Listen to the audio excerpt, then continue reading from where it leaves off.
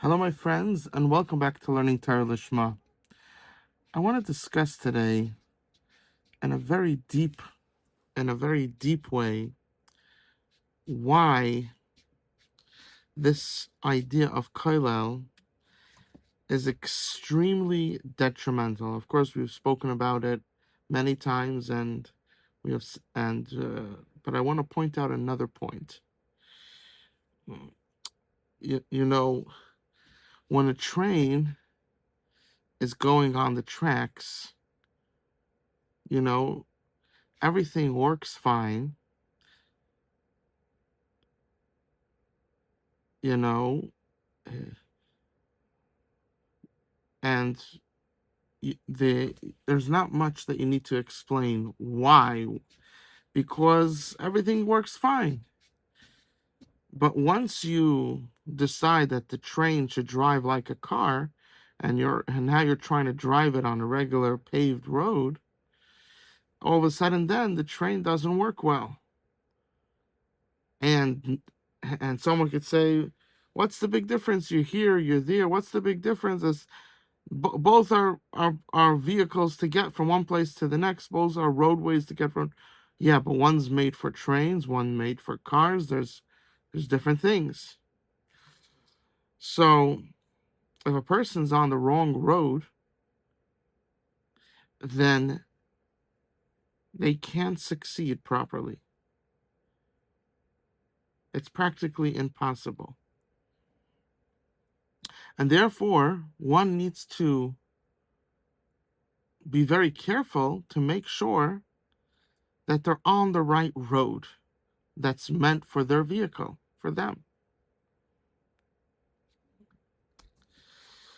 Now, when the train is on the wrong road, someone who's not there and never saw and doesn't understand how a train works, and you'll be trying to explain to them that it has spinning wheels, and you say, well, the car also does, so why doesn't it work? When you try to explain it to them, why not? What the difference is, when a person doesn't have wisdom in that matter, they don't understand what you're talking about. You have to, for you, the picture is in front of your eyes. It's clear.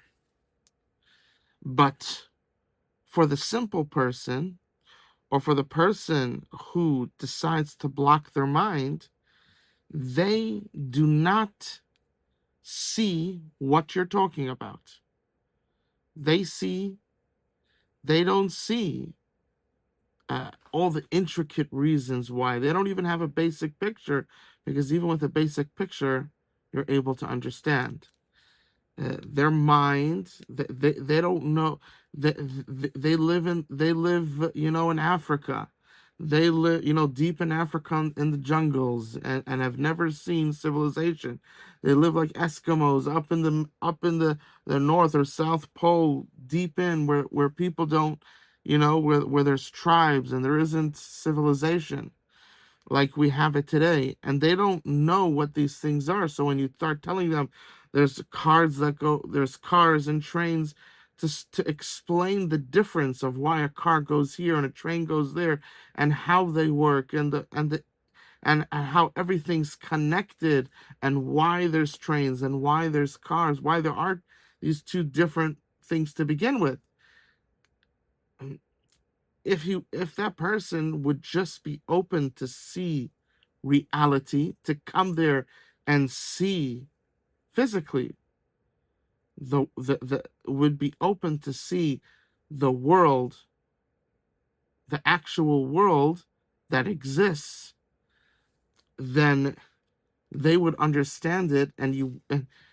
But since if a person is not willing to leave their tribe, they want to stay uncivilized compared to today. They want to stay uncivilized. But at the same time, they want you to explain it. They want you to prove it to them. This becomes something very difficult to do. And yes, you can, and it's going to take time, and the person has to remember a lot of things that they don't encounter in life, that they don't think about, things that they'll never see, as you understand, and they have to have the mind power to remember it and to be able to connect it from one thing to the next, because they don't even they don't have engines, they don't have electricity. They're living like people from like 3,000 years ago. You understand? So if they don't want to go there and they block their minds, they don't even want to know about it, but at the same time they think that they know better, then this becomes very difficult, practically impossible. If the person doesn't want to go there but is willing to listen, there's a chance there. If the person's willing to say, let me see the world and the reality of it, and that is you need money to survive, to have food. You understand? Your money is not falling from heaven like like in the midbar. You understand? If they're willing to see the reality, that's amazing. If they're not willing to see the reality and they're willing to at least listen, there's a chance. But if they're not willing to see reality, they're not willing to listen, they're so sure that you're wrong, and they understand, them in the deep jungles of Africa, them in the in the deep mountains in the North Pole. They think they understand, and you're just wrong. There's really no kli, there's no vessel to show them otherwise. And the only way that this is already something that there's nothing you could do. This is already up to God. This is Hashem's the only way.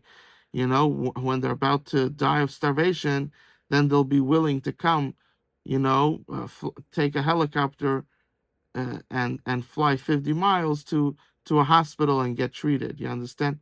They need to be in a dire situation to realize the falsehood. To be able to see something else. They need to have tremendous shaking, Hashem, God shaking their world in order for them to see something else. And that's why we see that there are people that their whole life they're atheists, or they became an atheist, and they could write books and lectures, but when they get old and now they're sick and they're about to die, what's the first thing that gets pushed into their mind? Let me pray to God. Let me pray to Hashem. Why? Because dying is something that shakes the foundation, and it forces the person to reality. What a person does instinctively, and not saying every type of instinct you should do. Absolutely, a part of working on your character trait is not to be controlled by your instincts, but the instincts are also something that are very powerful to show you truth. What you would do instinctively shows that that's probably the best way to go about it. Now, with midas, you have to tame that instinct and do things in a proper way. You don't just jump to violence. You understand? We try to avoid that, but instinct is very powerful. And since every human being, or at least almost every human being, you understand, even the biggest atheists, almost all of them, when they're dying in sickness, they all turn to God. They all turn to Hashem. So if that's what's happening, then that shows you that where did that instinct come from? And maybe you, instead of just writing constantly against God's existence, maybe be willing to listen to someone that actually is an expert in proving God, Like let's say Rabbi Yosef Mizrachi, divineinformation.com or .org, and sitting down with them instead of constantly talking to stupid people, and because they have no answer, you think you're right. And that's usually what happens today. Or you talk to someone else that thinks like you, like an atheist. You understand? You stay within your peers. Go to the other side and ask an expert on the side of God that believes in God. Ask an expert, and there's people that believe in God, and one's an expert here, one's an expert there. You need someone that believes in God and is an expert in proving God. You understand? If you're searching for the truth. So, getting back. So to understand, so when I tell someone that this idea of kailel, you have to be able to self-support yourself, whether you're a man, whether you're a woman, you have to be able to self-support yourself. Now, as a family, there's a lot more expenses. To a certain extent, it's easier. Two people are fighting the expenses. But to a certain extent, it becomes difficult. Why? Because you have kids, and kids are the biggest blessing. Never push them off. You understand? You, but at the same time, they're an expense. They take a lot of time. Dealing with your spouse takes time. But just because something takes time, you have to work at it, doesn't mean it's not worth it. That's, a business. A business takes time. You're just not going to do the business just because it takes time. That's called life. That's called life. So one needs to realize this. One needs to realize this. That's called life, and we'll get to that in a moment. How in life you progress. You from a toddler you become a child, to a young teenager, to an adult. You understand? To middle age, to older person, to zakein, to the really,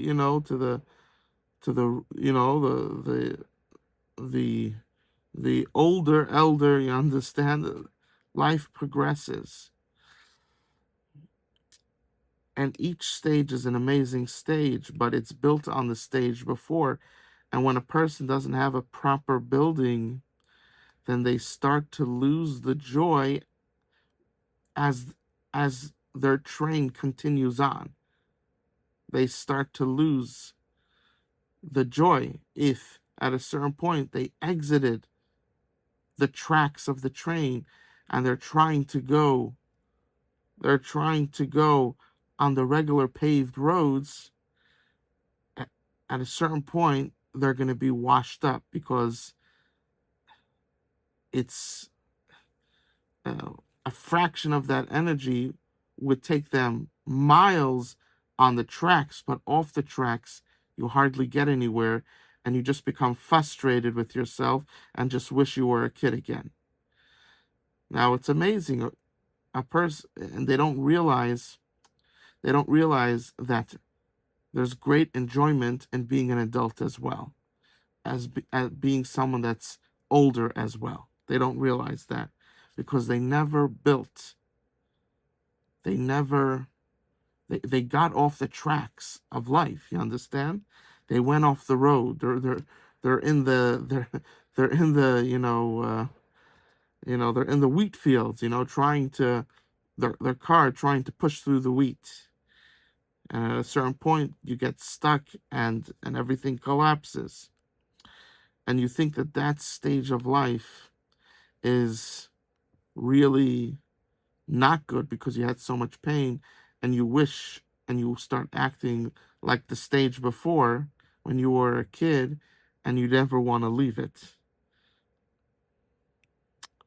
So this is why it's very important to have a chacham, a wise man in your life, a spiritual wise man in your life that could help you to make sure that you stay on the tracks. Because if you stay on the tracks, you'll be happy throughout your whole life.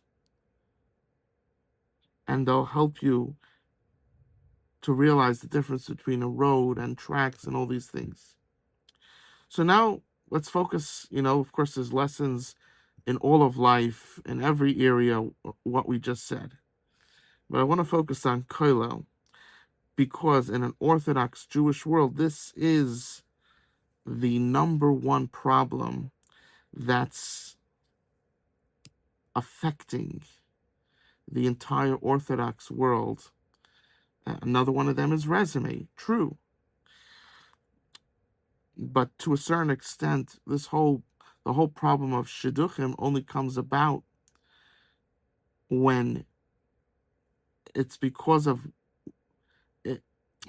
Before shidduchim, the whole problem of shidduchim, you were learning.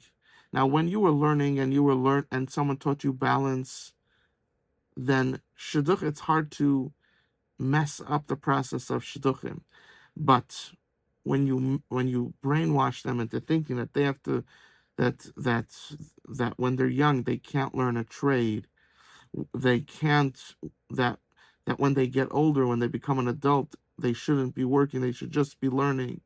When you do that and you take them off the track of life, what happens is you have all these other problems that come in, as that the Yetzer Hara he's not satiated just because he tricked you once.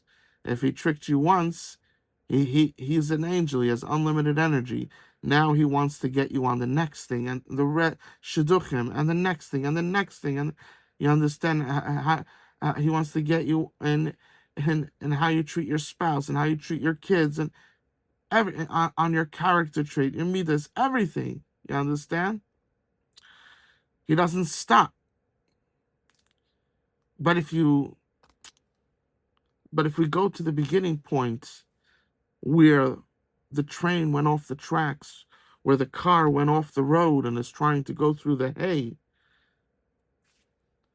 and just thinks, wow, there's so much hay, it's so beautiful, and they just think that it's, that it's heaven. Yes.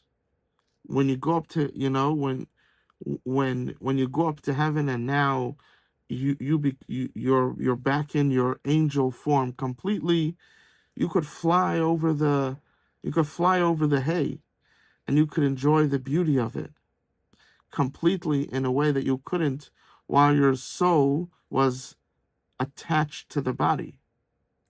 But right now your soul is attached to the body, and the process is different. When your spiritual process of growth in Gan Eden is different than your spiritual process of growth on this earth. And when what's happening today is they look at what happens in heaven, and they say that's the process that you should do right now. And although there is a minority of people that, there's the Rajbi, Chaim Kanievsky, there's the minority of people, you understand, that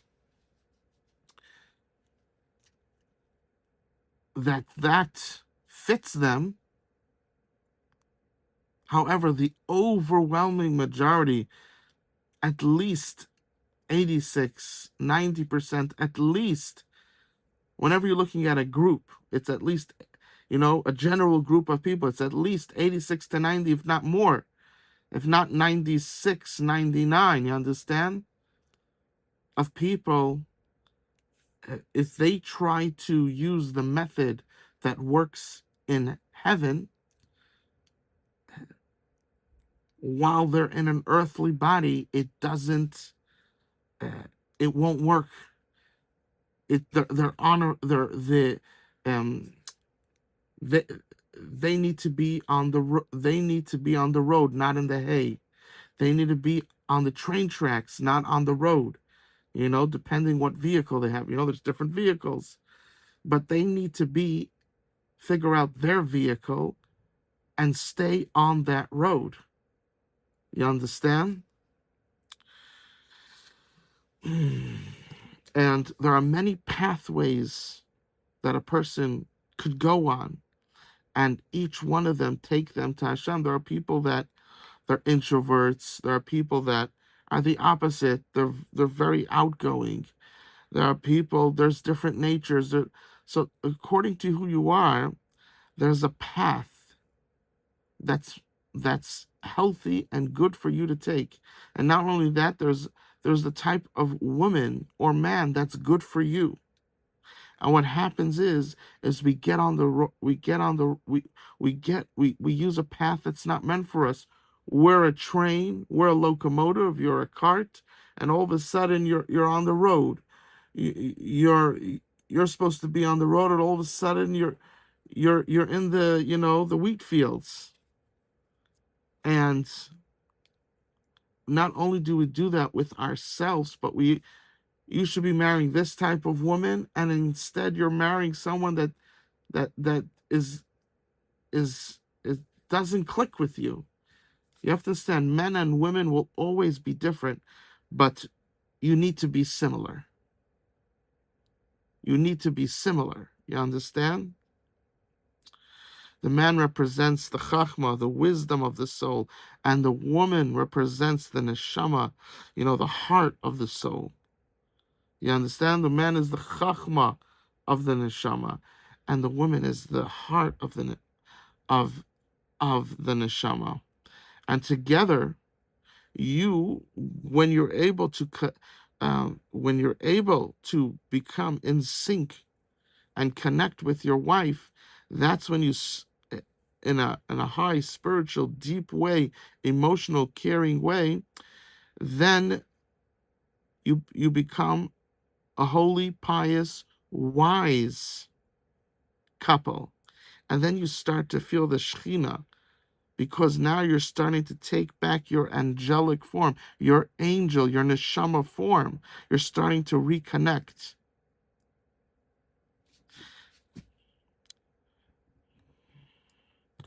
And that's when the Shekhinah enters the house. That's when Hashem enters the house. The neshama you're able to connect to your neshama. And you're able to feel the kedusha, the holiness of the neshama. You understand? You have to connect to your neshama to feel the holiness.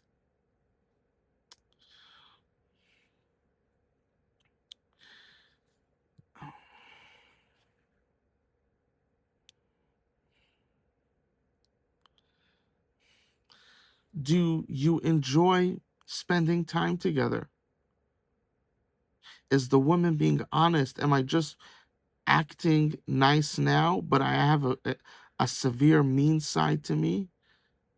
You understand? You have to figure out how that's going to work, because if you were just, of course you should act nice on a date, but if you have a mean side, there's a lot of women that they have this severe mean side. They flip. You understand? Many times that's called a control freak. You understand? A narcissist, psychopath. There's different, depending on how it, what the person's thinking, how they do it. You understand? But they could sometimes they could either be that, or have certain tendencies, and they have to know that that you have to figure out, either work on your midas, work on your character trait, and if you're not there yet, you have to figure out how to be married to someone with that. Which person would be it? It wouldn't destroy the marriage. It wouldn't destroy their lives having you in it. You understand? People just trying to get married. Let's just get them married. They'll never get divorced. They're from divorced parents. They'll never get divorced. And all of a sudden they get divorced. The world is not your oyster. You understand? People have feelings, they have emotions, and people, they're not going to stay in a bad situation just because you say there's a worse situation. Most people are just not going to stay in it. Just because you claim that it's going to be worse if you do. And it could be that they know it will, but you can't stay in a bad situation. So if it's a good situation, and then uh, there's some time, then there's some things that need to be worked on, and the person realizes it and is working on it, and v'chulei, act, and you're the type of person that could handle. Not everybody could handle every. We're all working on ourselves. You understand? But not every problem that we have, every like some problems that men or women have, not every man or woman, meaning their spouse, are able to deal with that. You need someone that's able to experience the good that you have, and the things that you need to work on are minor to life, and therefore the person is able to stay married to you and give you the time to work on it. You understand? And each one of you need to work. You understand? And each one of you need to grow. A marriage really starts excelling when you leave the bad, and now you're just working to become better and better. Women should be thinking today, instead of trying to show how they could do whatever the man could do, how you understand, instead of thinking that way, they should be thinking, how could I encourage my husband more? How could I make him feel better? You understand? And the husband should be thinking, how could I care about my wife more? How could I make her feel my love more? Maybe I should once a week get a bouquet of flowers. You know, maybe once a week I should have some time that I spend with her, and I turn off my phone. We turn off our phones, and we go out and we spend time together. Even if we have a lot of kids, we get a babysitter. Your mother or mother-in-law comes over, but we spend some time once, you understand, once a week together. A person needs to think.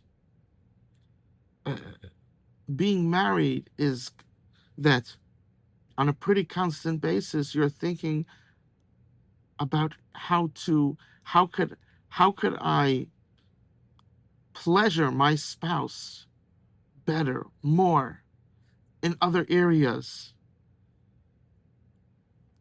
And the problem is that a lot of people are married, they get married, and they have a lot of kids, and that's beautiful. But the problem is, when they got married, they married someone that's, she's an introvert, you're an extrovert. You marry things that are too much different. The difference is so big that the similarities are like, if there are two introverts that get married, for instance, then they have a lot of similarities. So when they have the points that they need to work on,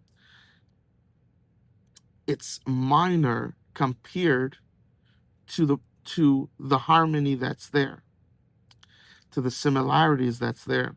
But when, let's say, you take someone that's an introvert and someone that's an outrovert, and then you combine them together, they're too different, and therefore what happens is the points that are similar are too few, and the points that are different are overwhelming, and therefore from the marriage I'm getting a greater percent of pain than and a smaller percent of good. It needs to be, I'm getting a greater percent of good and a smaller percent of pain. But people don't think this way. They just say, "Yichus, wow, I want to get, I want to have I want, I've heard this my daughter, if he's a Rebbe Shekind, he could have my daughter." People speak like this. If he has money, if he'll pay for the wedding, he could have, then he could have my daughter. If he learns full time, if he wants to go to college, then I'll marry him. But if he's rich, then I'll marry him. If he's well-to-do, then I'll marry him. But they miss and uh, they miss the true essence of a marriage and how a marriage succeeds and how it grows, the important things. And if you're not looking out for the important things, your nature, first of all, what nature do you have? There are four different natures. And then how do you express your nature? Is it positive or negative? Chiyuvi or shlili? What is it? How do you express yourself? If you're this negative person and then you marry a person that's positive, it just doesn't click. You understand? This creates a big barrier and a big chance of divorce. And people don't think about the important things. All they think about, Kyla, is he rich? Is he making 100,000 a year? And they miss what's really important. And when you're completely not looking for what you don't even know what to look for. Does he have good midas? It doesn't make a difference if he has good midas. That's not enough. You have to be similar.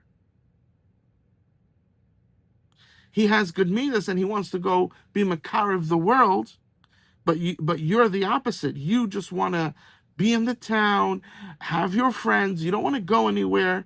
So you both could have amazing midas, but your minds work completely different. So this whole nonsense of saying, just look at, does he have good midas? Does she have good midas? That's not enough.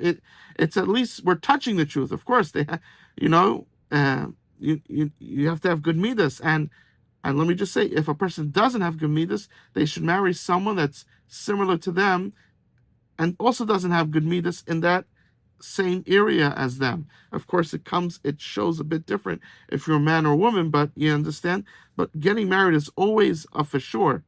But you have to realize that the person has to be at your pace. It's like marrying off of Chaim Kanievsky to someone that is trying to become a Baal Tshuva, a Balas Tshuva. It's too different. Now, sometimes when you have such a great person, they're actually able to understand. You understand what I'm saying? When you have a really, truly great person. But those are exceptions. You understand? The likelihood that someone like that will be, if someone like that did come up in your life, you probably said no already. Let's put it that way. If they did come up, you probably said no to them already, or blocked them with the wall of resume, or with the wall of yichus, or the money, or kaila, whatever it may be. You blocked them out already. They're already gone. If these people are very rare. People that are able to handle any situation. It's a very rare thing. Most that you understand, it requires great wisdom and great and a very high level of character trait. And just the wisdom itself is tremendous to be able to understand things and understand differences. And it's a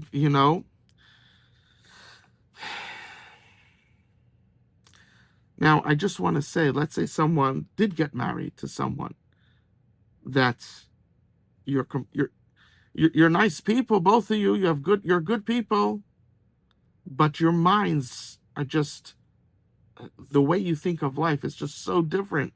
One, wants to conquer the world, go out and do kirv all over the world, and the other one just wants to be in the shtetl, be in the town and have her friends, and that's it. You understand?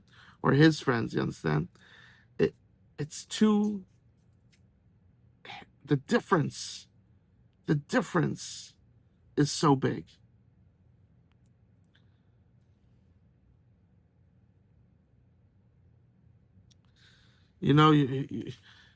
Women so easily break off a marriage. Let's say everything went, uh, went, but let's say the guy, he wants, he's the main. Today, a woman also has to bring him money, no questions about it. You understand? And today you have jobs you could do even from home, so you need to bring in something very important. Yeah, if your husband says doesn't want you to, that's a different thing. Then you have to figure that out. You understand? Um, if your husband doesn't just wants you to be with the kids, and you also want to, that could be different. But let's say the husband would really like if you brought in some money, or let's say the husband says no, you just be with the kids, but you want to be able to be self-sufficient. It's Then that's different. You understand? Then of course you should be. And it's very easy. You understand? You could bring in easily 20, 30, 40,000 a year without doing much. You understand? That's in gross, and then there's taxes, whatever to take off. You understand? It's pretty easy to bring around, 30, the mid rate. It's pretty easy. 20, 30, 40. It's pretty easy to bring in a year with very little work and being able to take care of the kids. So, be home with them most of the time. You know, when they when they come to school, then they're in school, or when they're still younger, then you take them with you. You understand? There's a way, there is a method, and there's things you could do even at home through. For instance, people just work for Ura on the phone. There are definitely things to do that you could work from home. And so today, both healthy for marriage, that both are bringing in parnasa. But who's the main breadwinner of the family? The husband. And the husband knows where it's good for him to make money. But the woman, she is going to break off the marriage or not even agree to meet the person unless he says before that he is okay with moving and living in her parents' town nearby. You understand? This is what's happening today. Such a low level of understanding of life, such a tragedy, the way they think, and they so easily push off all the blessings of Hashem, of God, that He wants to bring to them. They just push it off so easily. And this is all ego, because I want to say that I got the best boy, the way that people look at it. I, because I will feel better by my parents. Yes, but you're not a child. You're an adult. At least you're supposed to be. It's time to grow up. Hopefully that could be, but to say that has to be, lots of times they sort of force you to say that's going to be even before you meet, because they sort of threaten you that you're not going to meet the girl unless you agree to that. That's the way it's phrased. You understand? Some people, they go out and everything went well, and then they say no because the boy says, listen, this right where this place that I'm living now is very good for parnasa. There's a frum community there. You understand? And it's not like we're living in the Stone Ages. There's planes, there's helicopters, there's cars, there's there's Uber, there's Lyft. You understand? But she doesn't see that. She's blinded by her ego. What I want. And this is, unfortunately, the problem is that we're getting to a point that it's almost the overwhelming majority of women. And the problem with that is that it's easy to say to the men, and of course there are some women that go through this as well, but men are more affected women um, much easier could marry someone and be happy with that person. Men, it's they need more. They need more. So, and it's difficult for them. The women give. It's easy for women to approach a man, but for a man to approach a woman, it's difficult. You know, the women don't uh, treat you so well. So it's hard because uh, you get attacked. You understand? You get ignored, and sometimes you get attacked. You know, it's and you have to persevere until you find a good one. It's difficult because there's so many bad ones. You understand? So it's very difficult. Forget about it in the Orthodox Jewish world when they have this barrier of resume that you can't approach a girl. It has to be done through a shotgun, through a resume. You understand? So what's happening is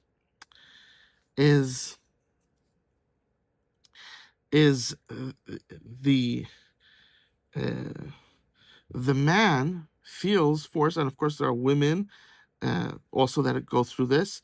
They feel forced. For instance, women, there are a lot of women that, let's say, would want a balanced boy, but they feel forced to take the learning boy because it was so baked into their mind through the school system and just the atmosphere around them from the way people think and the way the Bali Darshans, the speakers, speak, that a learning boy is not a good choice. And it should be full time. And in the worst case scenario, it should be a boy that's willing to learn at least 3 years in Kailel, at least a year. And really, this is all nonsense. There's a lot of expenses, and work has to come before you get married. You have to have already built up a nest egg before you got married. You understand?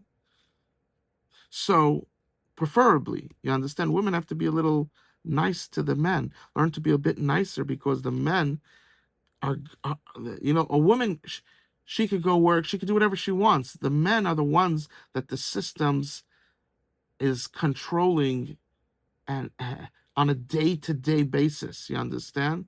In a very intense way. A man goes to work, all of a sudden all his friends are telling him, why is he working? He's going off the derech and this. He's called the shagets, whatever it may be, you understand? A woman can do whatever she wants.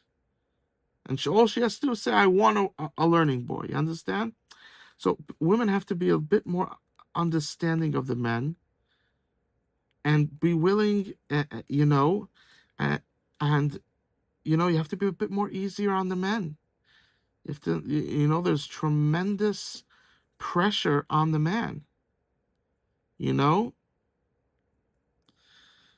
and what's so sad is the system, because of how it treats the people. Again, this is not the fake system, that's what I should call it, the fake system, but what is used today. But it's a fake system. It's not what Hashem wants. But since but that's what's being used, it makes it so easy that a person could just turn out being 27, 30. This girl's 39 so easily. She could be 40. There's people 50, 60, 70, understand? They could just so easily 10, 12 years until you know, until you until you get an understanding of what's happening and how to maneuver and you get a little understanding that, okay, maybe not everything they told me is true. You understand? Until you get there, 10, 12 years, it could take a long time. You understand? And sometimes people, they got married, but then they got divorced because the whole system wasn't wasn't focused on getting the person that's similar to you. Of course, you as a boy and a man, a man and a woman, a boy and girl are completely, they work differently, but if they have similar to, if their tools, uh, like, uh, like the father protects the child, the gorilla father, right? He stands there and protects the cubs, and the mother nurtures. You understand? So they both are protecting the child, but each one does it differently. But let's say you had a mother that didn't want to nurture the child. Let's say you had a father that didn't want to protect the kids. Then then you understand? You're not in sync. So you need to have you have to have basically the same tools that you use in life. But you as a man and you as a woman, you have different roles or different ways of going about things. You understand? A woman goes one way through her heart, the man goes through his mind. You understand? So people need to understand the difference. So you're different but similar. You're different because you're a man, she's a woman, but you're similar because you're both introverts or extroverts. You're similar because either you want to go be Macabre of the whole world, or you both don't want to be, and you just want to be in the town and be in the community and have a very, relaxed life. You go to work, you learn. I go to my, Mishlei, schmooze by the Rebbitzin. We say Tillim together. People have to understand that the way you go about life needs to be similar. And character trait is not enough. And there's also so many aspects. What nature are you? Do you have similar natures? Do you right? If this a fighter, it's very hard to put a person that has the nature of a fighter with anybody else but a fighter. So you have to understand that. Is a person positive or negative? It's very hard if you're a positive person to live with a negative person. And if, let's say, you're a negative person, it's very hard for you to live with a positive person because you like to be negative and they don't appreciate that. Now, in truth, in the deepest sense of Midas, should you, your core nature from the four natures, that you can change, but how you use your nature in a positive or negative way, that you can change. And according to the high levels of Midas, you should change if you're negative to becoming a positive person. You understand? But let's say that isn't going to happen, or hasn't happened yet, or it's not reality right now. You need to marry someone that's negative. You're a person that's positive, you're not going to appreciate. And they're not going to be able to deal with you, with all your negativity, while they want to be positive. You understand?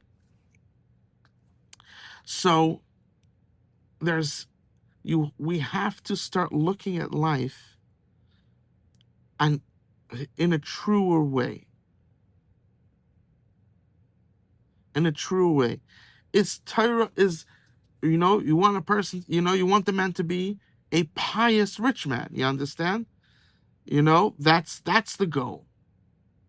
That's the goal. It doesn't mean that when that the man's going to be there in the beginning, but with your encouragement, with you strengthening him, with you being there and bringing up his spirits, not trying to show that you could be better than him.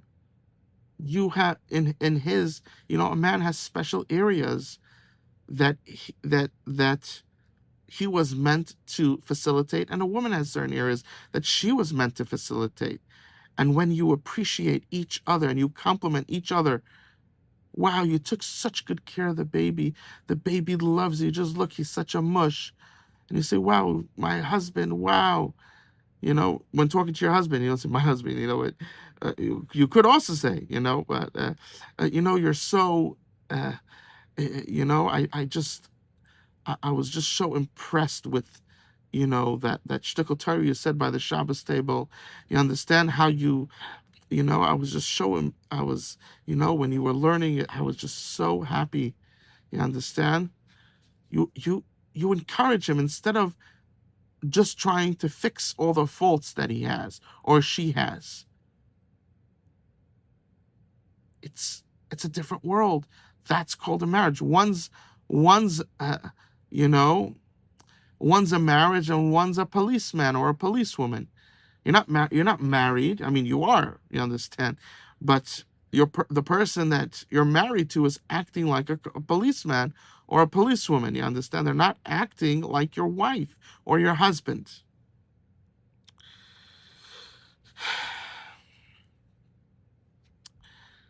Tremendously important for people to understand and to start thinking and learning about what we just spoke.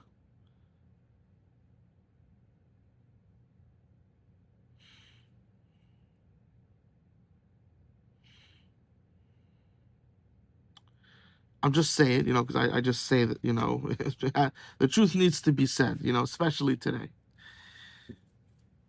When a man's a bit fat, he's on the fatter side, women's, a lot of women like it, so they could take someone skinny, someone on the fat side, but when a man needs to understand when you're just humongous, you understand, that's difficult. Women, don't a little flubber, they like it. I know women that they said they like flubber, but then they married a skinny guy. So just because they like flubber doesn't mean they're going to marry that.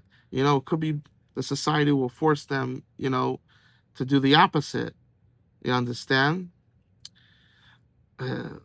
So it's always good for a man to, be fit if you can. Don't don't go off the railings. You understand? You're a little over, it's fine, but don't you don't become a pig. You understand? The taivas achila shouldn't take over you. At the same time, don't be so lazy. Work out a bit, run, lift some weights, push-ups. You understand?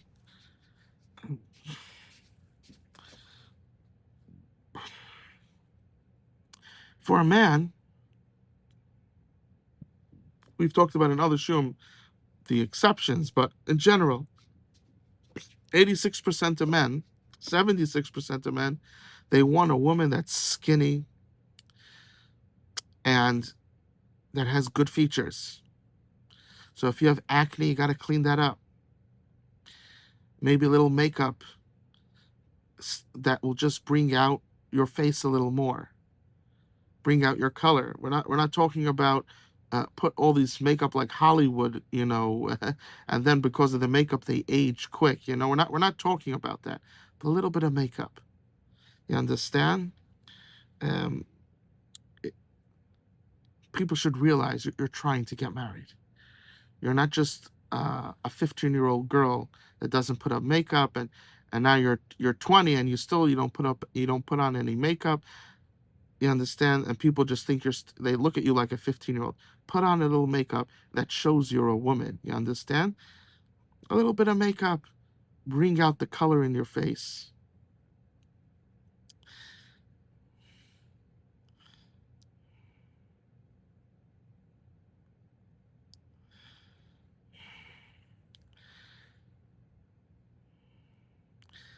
Eat healthy. It'll help your skin. It's important. Your skin needs to be healthy. You need to be very conscious about your weight. It should be for a woman. Now, we've talked about if someone just feels they can't, you understand, or, they're already at the age of marriage and, they just want to get married and they just don't have the strength for it. That's the way they feel. We've talked about how you could, there are still men, there is a percent, but you have to realize that that's not the majority. And there's still great men that would want to marry you, but the majority not. So you understand? But once a woman has a blessing that once she gets married to someone, she could, I'll just say the truth, even if it's a complete loser, she actually will feel fulfilled. However, the man's the opposite. If he married someone that's fat and he really doesn't enjoy that look, which most men don't, he will, just because they're married, he will not now, a woman, even though she didn't want to marry this man, but once she gets married, usually, and the man has, is she will then come to love him and accept who he is. The man is not able to do that. You need to look good in his eyes. Are there some men that fat is okay by them? Yes. There's a whole world of Hasidim, you understand? Most of them will, some of them even prefer women that are fat, you understand? I have friends like that as well, you understand? But you need to understand that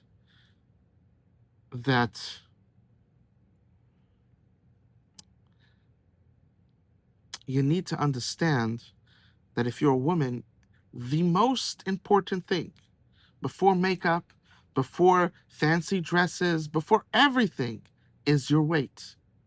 Is your weight. Does a man want a fancy dress, or does he want you to lose 20 pounds? He wants you to lose that 20 pounds. You understand? Some people, it's like 100 pounds they need to lose. You understand? 200 pounds. There's people that they need to lose, like, without question, 150 pounds. So one needs to realize that. No, I'm healthy, I could move. For a man, that's fine. He's a little over. It's, even 100 pounds over. For a man, that's fine. For a woman, yes, you could move. Yeah, that's fine. But that's not good. That's not good. If you care about yourself and you want to do what's good for yourself, then you will put all your effort in. The first thing, instead of using the money to buy makeup, use that money to get a real trainer that could take your blood sample and see what's causing,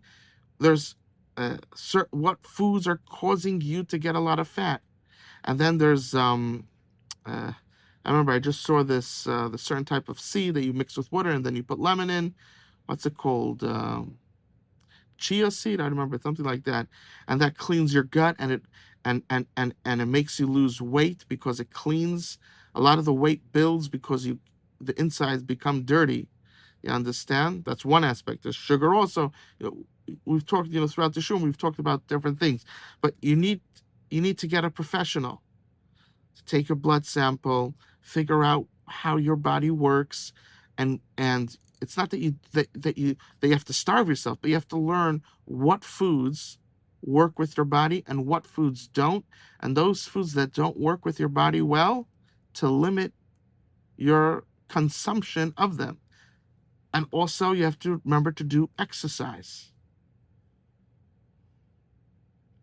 So this is extremely important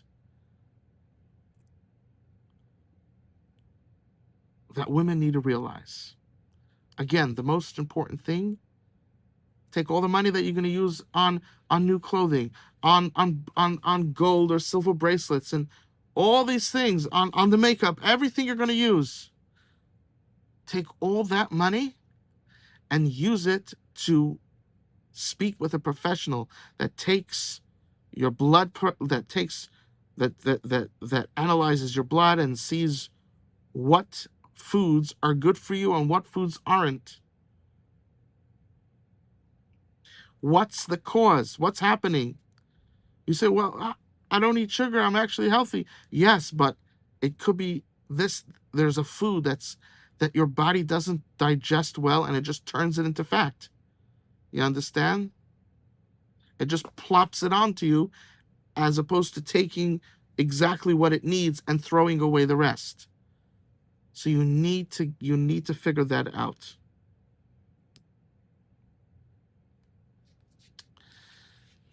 There's a lot of there's a lot of women that their whole life they're starving themselves, and all they had to do is go to a real professional nutritionist, and they'll take your blood sample and they'll figure it out. That's all. And then they could have eaten. They didn't have to starve in order not to gain weight.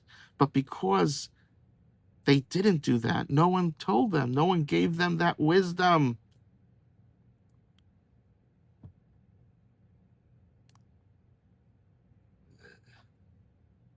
their whole life they were starving themselves, or they were eating regular, and their whole life they had to carry around 100, 200 pounds. You understand? So women need to realize this.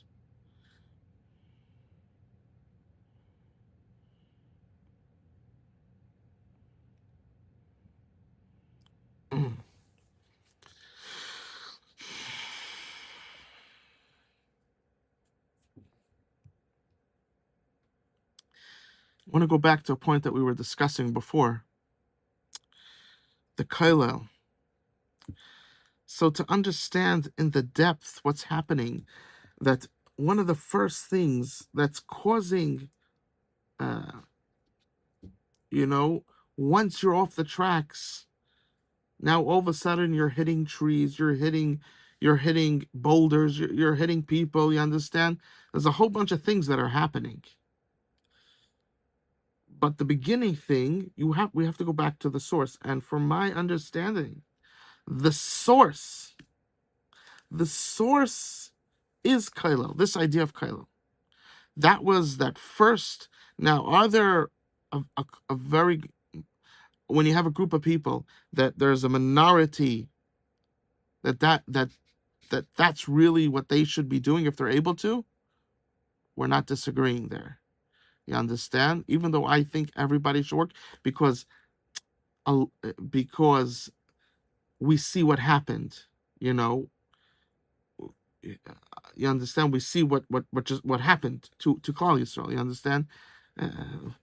From the 12 million Jews, or maybe now 50 million Jews that we know, only around 2 million, 3 million, something like that, are actually keeping the Torah. Not even half. So we see the damages when you focus on the kaila. You don't focus on every Jewish child should be able to have free school until the age of 18. We see the damages. There's no question about that. If we even had half the Jews from, we would produce a lot more Talmid HaChachamim than just focusing on Kailel. A lot less Talmid HaChachamim, true Talmid HaChachamim, come out. You understand?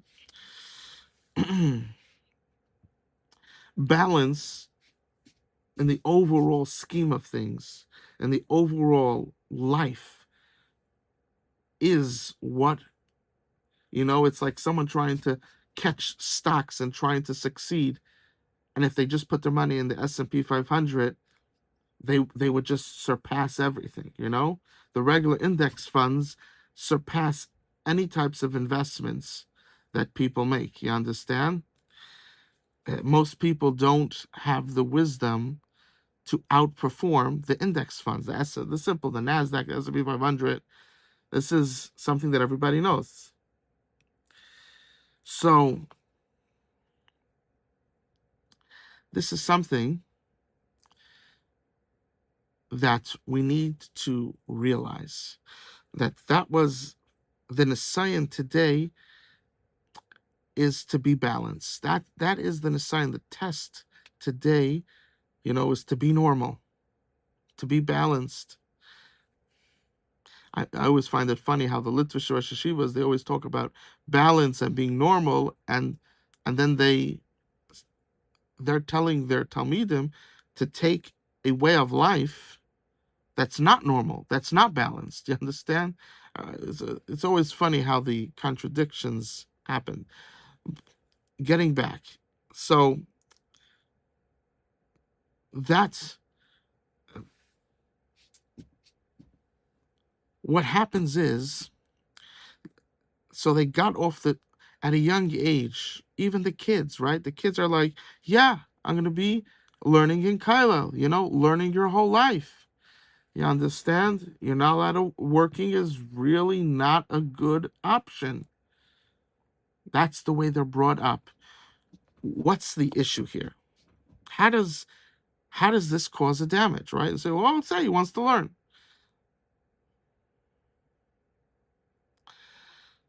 So if they're open to see the reality of the world, like we were discussing, to come to a civilized place, they would understand that you need money to survive.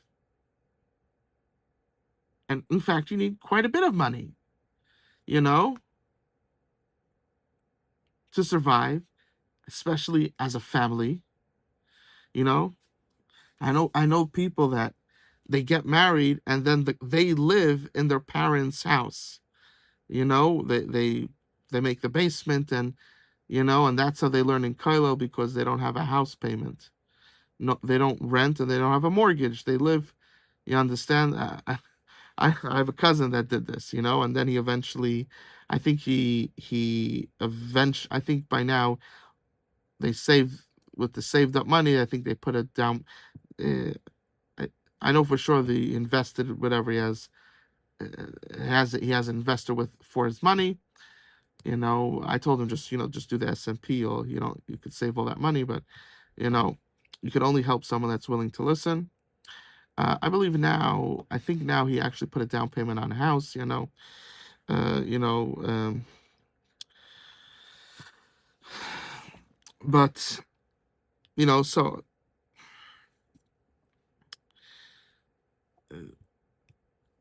so getting back, there, if you don't have, just basically, if you don't have food, you cannot live. A person will die without nourishment, sustenance, food, and water. So if someone understands civilization, I'm not talking about if you're the Rajbi. You're living you're in a different realm of existence. You understand? We're talking about us, who are hundreds of years after the Rajbi, thousands of years after the Rajbi. You understand? We're talking about us. I don't know if it's thousands, but we're talking about over 1,000 years after the Rajbi. We're talking about us. We're talking about the ideology that we that the regular ideology that's taught to everybody. That ideology should not be that you should be acting like the way the Rajbi acted. It has to be a balance, because we're not the Rajbi. We're over 1,000 years after the Rajbi. There's very few people that fit into that category. And what happens is you hurt all the people, which is most of Klal Yisrael, because they don't fit into that category. Hashem isn't going to make a miracle for you. If you're not going to take care of yourself, you're going to die. You're going to get divorced. You won't get married. Your kids won't respect you. You won't grow up. You won't become mature. When you get older, you're going to be a burden on your kids.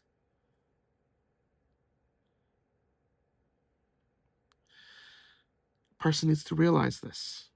But I want to go through it a bit step by step, how it works, how the damage comes out. So Kailel, the idea of Kailel is to replace working. Now working is really not advisable. It's really, for the girls, better you weren't born than to marry a working guy. You understand? This is the attitude. What do you don't have Emunah? Hashem feeds the Indians. He feeds us. He's not going to feed you. But I'm not the Rajbi. You know how many great people? The one of the Ravs in Eretz Yisrael in the beginning years, he had sons that died because of famine. You understand? I think one of the head Rav of Yerushalayim, I believe. I believe it was of you. I don't remember the name right now, but it's he had children that died from famine. It's nonsense what they're saying. If you're the Rajbi, Hashem will at the end of the day make a miracle, but you're not the Rajbi. You're not. Very few people,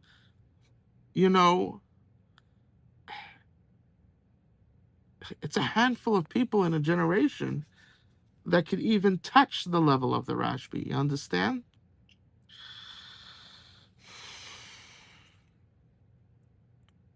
That this whole idea is even shaykh, it's even applicable to them. So for those few people, you're going to hurt the whole Klal Yisrael.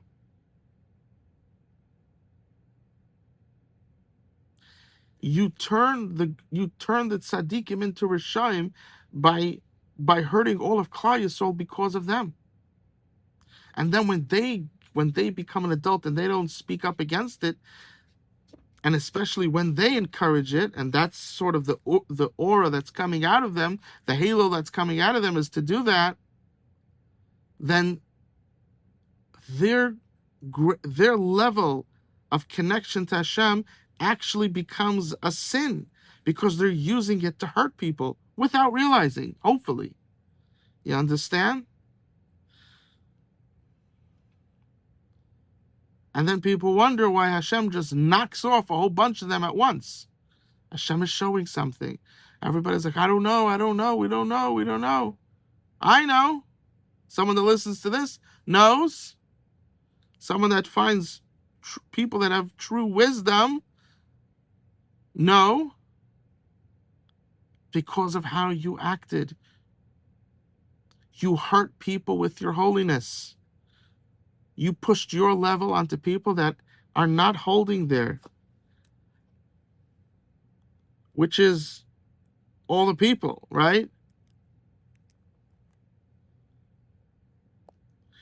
You told Klal Yisrael that they're supposed to be at your level. We're not talking about regular mitzvahs, keeping Shabbos, kashrus. We're talking about learning nonstop. No work, man will fall from Shemayim. This is not for the Hamayin Am. So, a person that's deep into this falsehood will say, well, it's only 2 million from 2-3 million from the 12, 50 million Yidden. Don't you see that what you did is the Kailel? You focused on the Kailel, and you didn't focus that every Jewish child should be able to have a Jewish education. You know how many people I've spoken to, and people that I know that were in those neighborhoods of Jews that would have sent to a Jewish school, but because you charged money and it's pretty expensive, especially. It's expensive for one child. If you have, forget about it. You have 3, 4, 5, 6, 7, 8 kids. Forget about it. And they sent to public school. They sent to Goyish schools. You understand? And later on, most of them we lose. Some of them we get back with the Kirov organization. Some of them we get back. Most of them we lose. Imagine if the focus wasn't Kailel. The focus was every Jewish child until the age of 18 should be able to go to a fully from Jewish school for free. You think we would be at 2-3 million? We would be at least at 75%. Look at the damage. Look at the damage. That's macro. Let's go into micro. When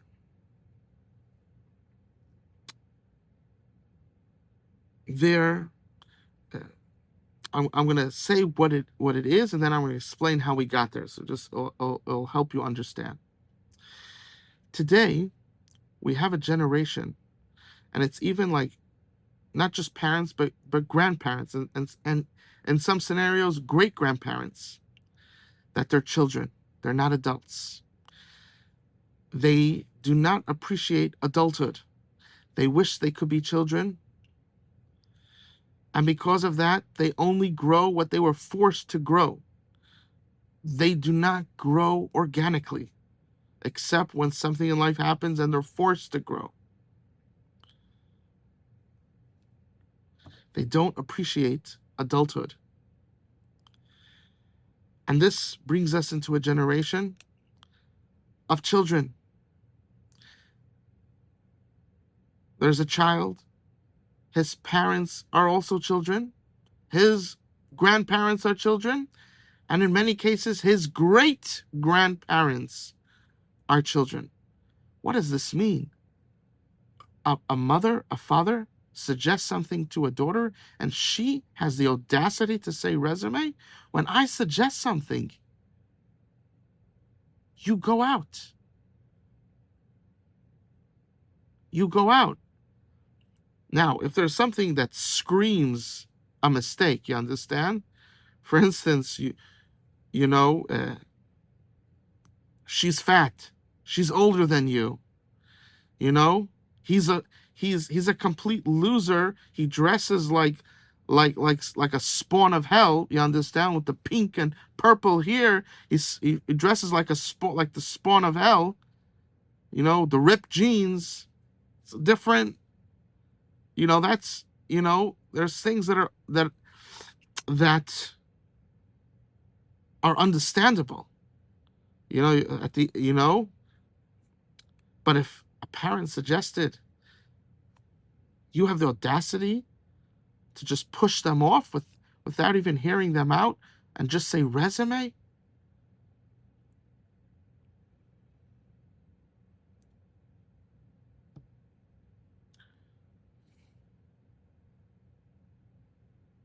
This is what's happening today.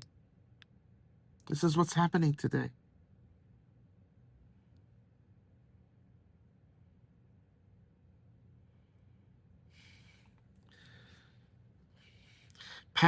Parents, rebellion, teachers, all this, they only grow when they're forced to grow.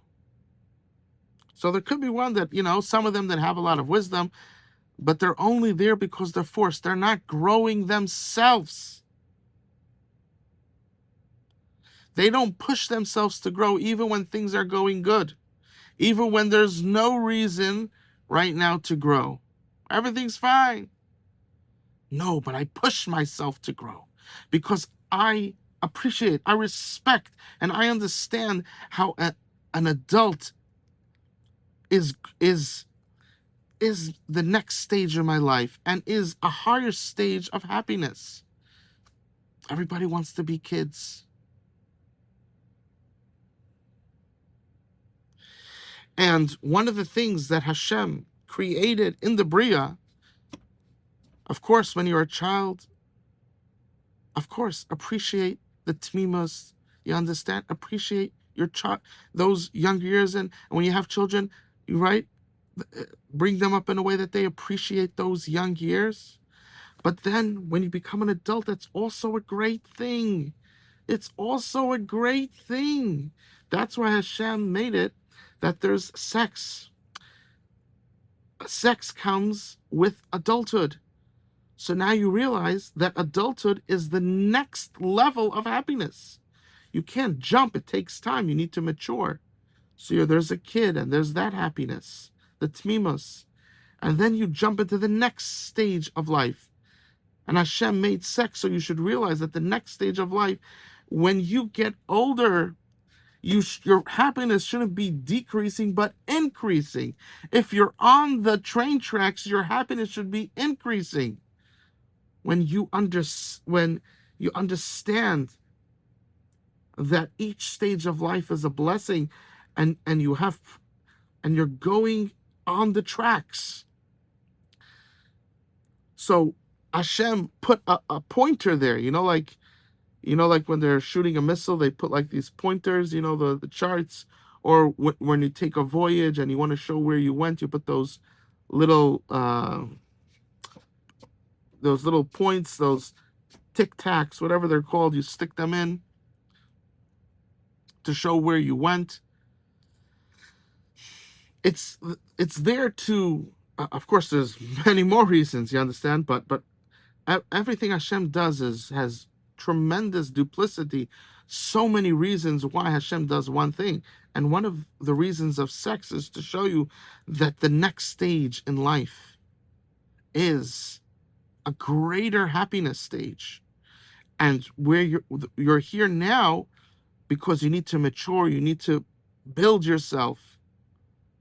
But you're building to the next great stage in life, the higher level happiness, the higher intellect.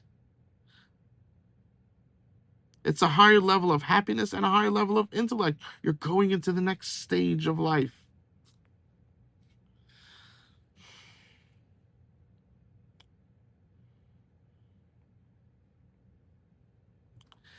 This this is what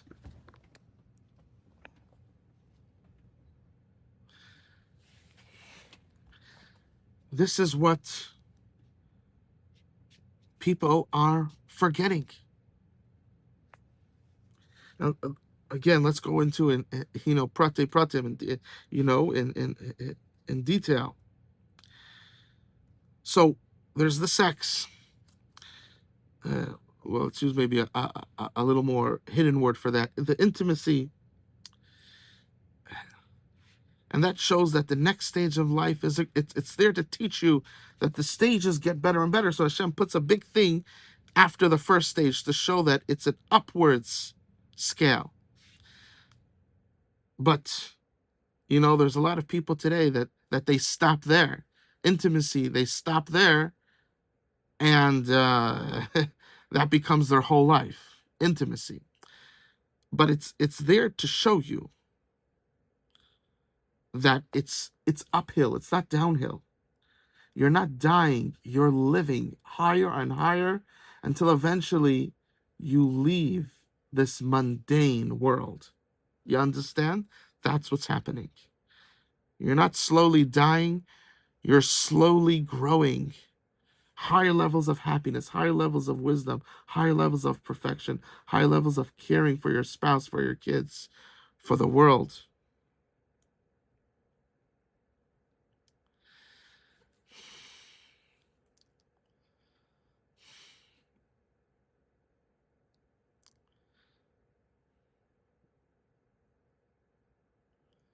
You're growing. And that's what intimacy is there, is to show that it's a chart that goes up. It's not a bad stock that goes up a bit and then just goes down, down, down. No. It's going up and up and up. Yeah, the tmimas of your young years also, Hashem puts the intimacy, shows you that it's soaring up. It's like, it's not just going up, it's soaring up. But you got to get married. You got to lock in with your partner. Can't be just jumping around. The younger you lock in with your partner, the better, the more connected you'll be.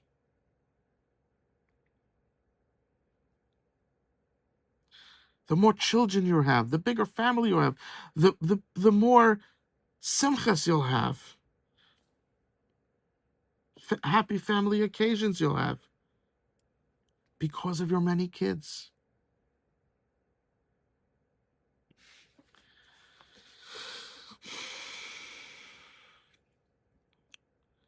At the same time that a person comes of age of intimacy,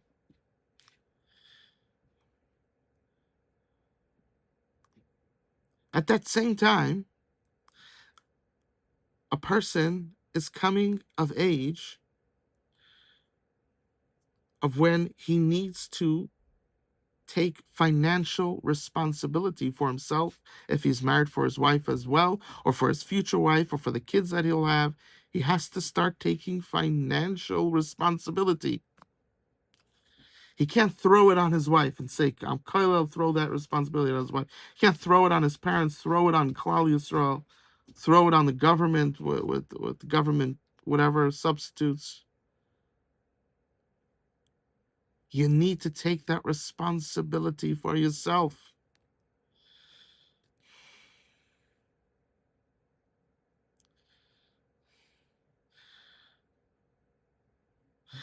So,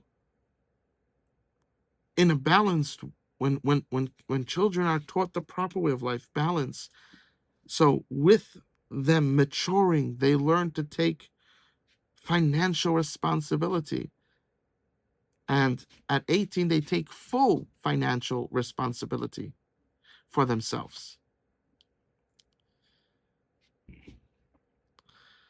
What happens then is, and if you, right, either at 60, and if you can, that a person could also have it at 16. You could also, but for sure at 18, take full responsibility for yourself. That doesn't mean that now you can't live at home. Live with your parents, of course. Unless they're preventing you from getting married, or you feel that being there is just, it's somehow just even though they're not, but it's somehow preventing you from getting married. That's different. I'm not talking about that. You know, it doesn't mean that when you take on full responsibility that now you have to move out. This doesn't mean that. You understand? But you take on full responsibility. So now that money that you're making, you're not paying towards rent. You're not. So what do you do with that money? Do you waste the money? Or do you just put it in the S&P 500, let's say VOO, VOO from Vanguard? You put it there. You open up a business. You reinvest it into the business. All different ways, you understand? What are you doing? Or are you just wasting it? Going to down and wasting it. Buying things you don't need.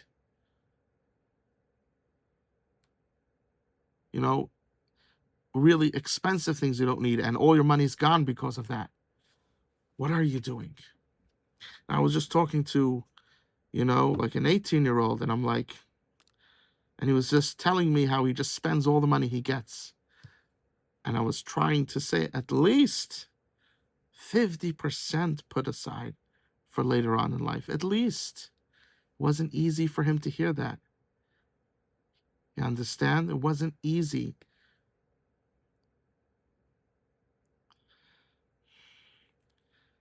I think I penetrated, but I don't know if it'll change. You understand?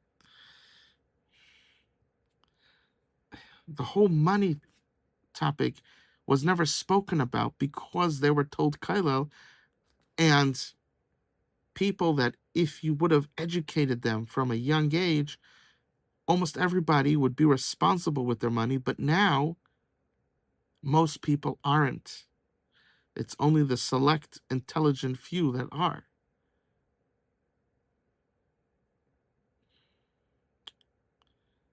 And now, because you didn't appreciate the balance of life, they were never taught how money works.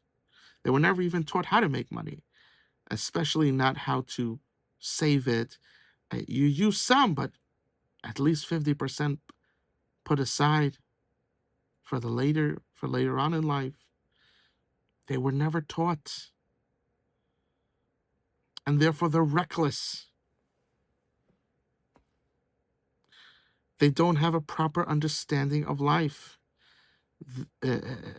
Being able to be responsible with your money is an adult action. If you cannot do that, that means you're working with the character of a child. So you're a child still. You're not an adult. You're in an adult body, but you're a child. When a person works, they learn that there are consequences. You don't have to beat them to teach them consequences. They learn. You don't come up on time, you lose your job. You don't know what you're talking about. You don't have good midas, you lose your job. You don't act with proper etiquette by the job, you lose your job. There's so many things that the workplace teaches. And it's not just that it teaches it, but you experience, if you do not follow the proper path, you experience the failure. And all that is lost because the whole topic of working is like, it's like mitzaira, it's like leprosy. You understand? We try to keep far away from it. That's the ideology. Kailel, that's the Kailel ideology. Working is like leprosy. And and they don't, uh, they miss out so much of the learning physically. There's learning about it in a book, but physically experiencing it. And now when they wake up 20, 30 years later and they have to change themselves, it's very hard. Most don't succeed. Very difficult. And by the time they change themselves, they're very old already. You understand what's happening?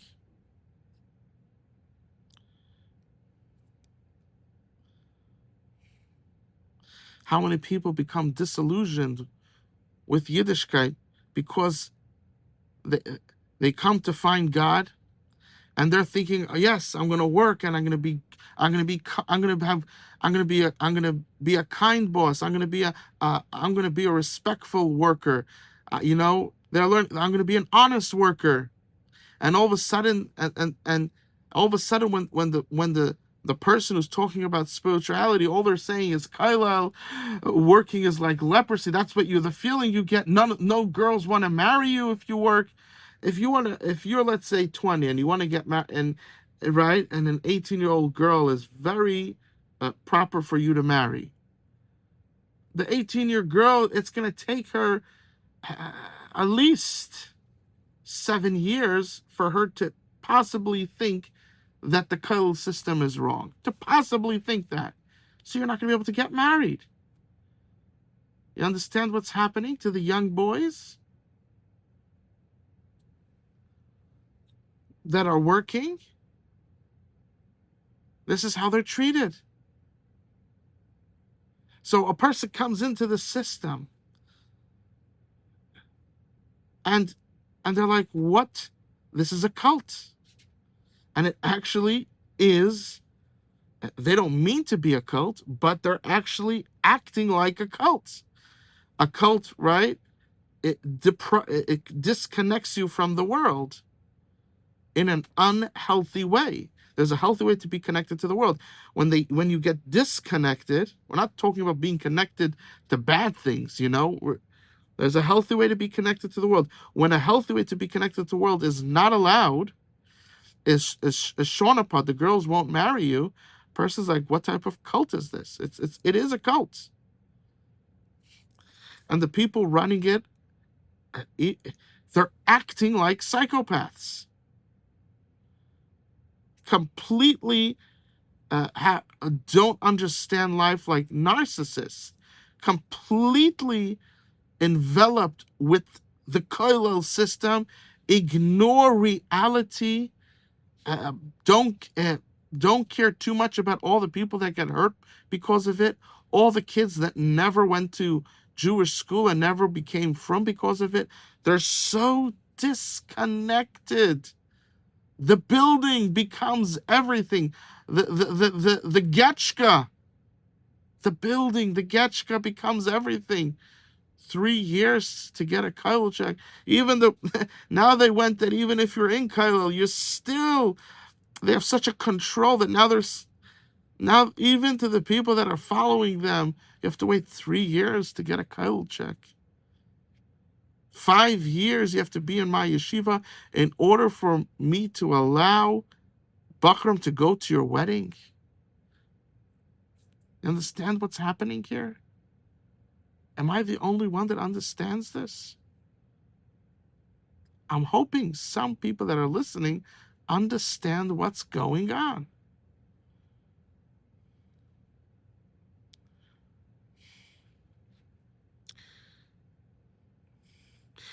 In life, it doesn't make a difference if you mean to make a cult, if you mean to hurt people.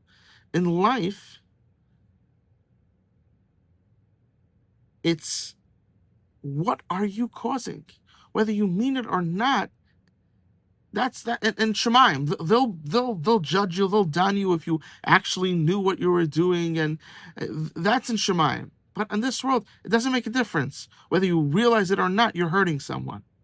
Whether you realize it or not, you're feeding someone a food that's poisonous. Doesn't make a difference if you realize it or not. that food is poisonous, and I need to stop you from feeding it to someone. Even if you're like, no, it's not poisonous. My mother just made it. This, that. Yes, but you didn't realize someone put poison inside. The Yetzer Hara tricked you. You don't realize it. But it was this gadol that made it, the cuddle idea. Listen, I can't answer for him. He's not alive right now. I don't think that what you're claiming to the cuddle idea is what he's claiming. Rabban was only talking about the true geniuses. He was actually focusing on the 1%. And the system today is the opposite. It doesn't really think about the 1%. It just thinks about the 99%. Instead of the 1% that actually this system would be good for, and we actually need them to be learning a lot more, and we should help them to learn a lot more because we need big Talmidei Chachamim, and they need to have time to learn, to actually master everything. So they need to have help in their parnasa, help, Instead of focusing, we don't even care about making true gedalim. People don't even know how to do it anymore. It's a lost art. All they could do is say their stupid Ian Shiurim to the 99%. And the people that are truly next level, you have money for tuition? The Gemara Sanhedrin says that the great gedalim come from the poor people, but the poor people don't have money to pay for yeshiva. No money, no entry. See what's happening? You see what's happening?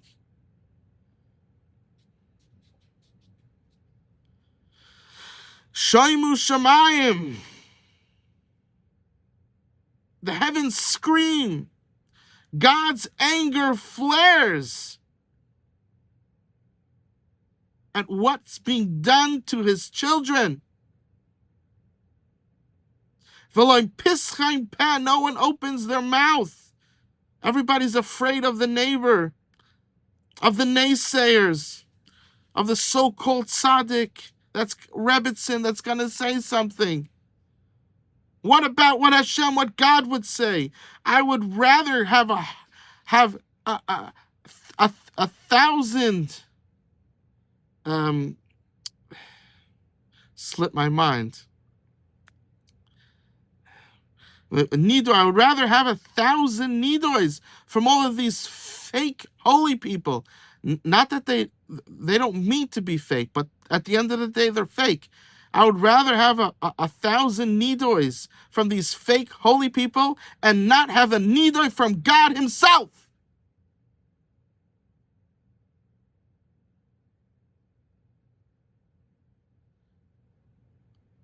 Hashem, he looks after the orphan, the widow. You're hurting the children of Hashem. You're disconnecting them with your stupid shita. People don't want to be from anymore. They feel that they're only doing it because they're forced. And the people that didn't start out in the system are like, what type of crazy people is this? What type of insanity? That work is looked at as like leprosy. Balance is like a curse word. It shows that you don't have emunah. It shows that there's something wrong with you. None of the girls want to marry you.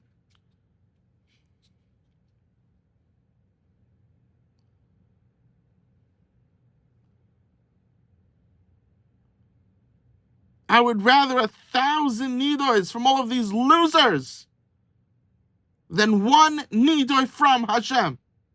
A suffix nidoi from Hashem.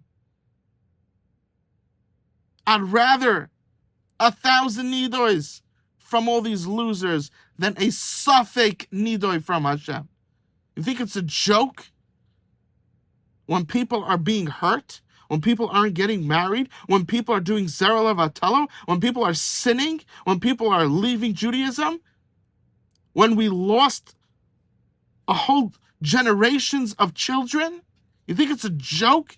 You think you think you could just overlook that?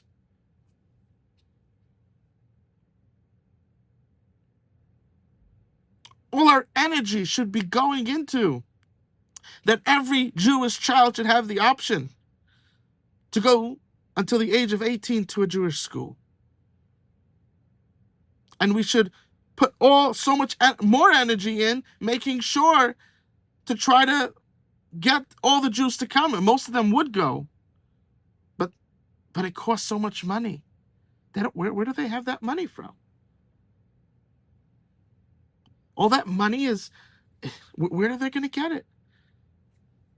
There's a lot of rich people in Klal Yisrael, but they don't have endless money, and they're not going to just give away all their money.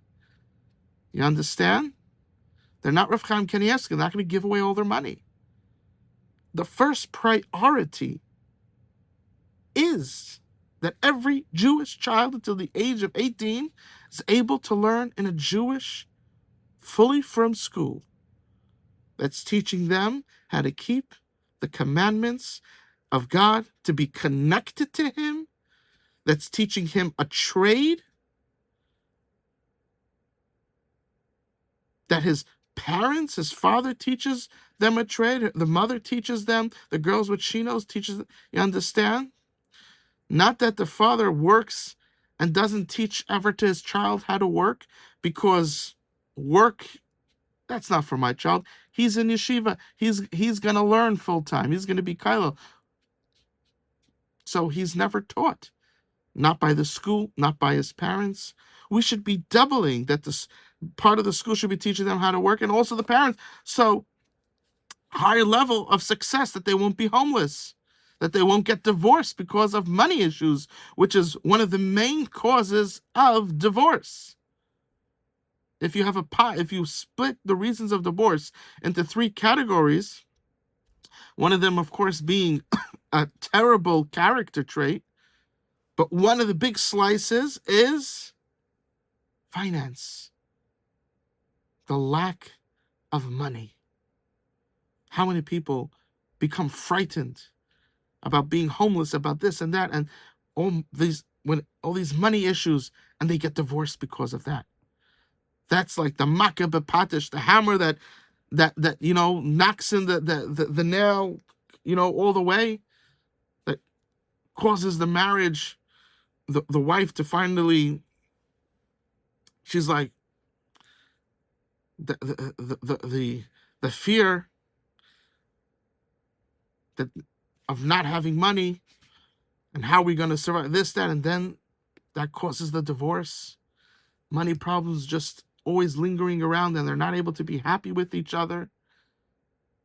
And if you're not happy with each other today, you're not going to stay together. You think you're just going to stay in an unhappy situation? Maybe 200 years ago. Today, forget about it. You have to be happy together.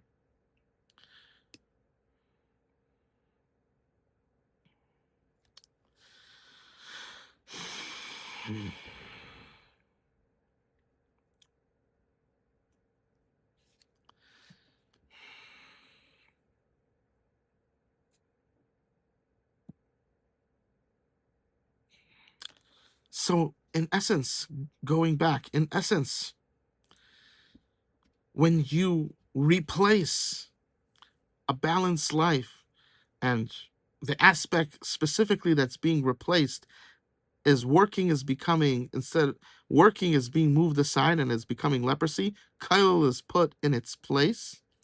What happens is the person is going off the tracks. That's the moment, that mind frame, especially when you come of age, when you have to start taking responsibility, uh, and it culminates at the age of 18 or 16.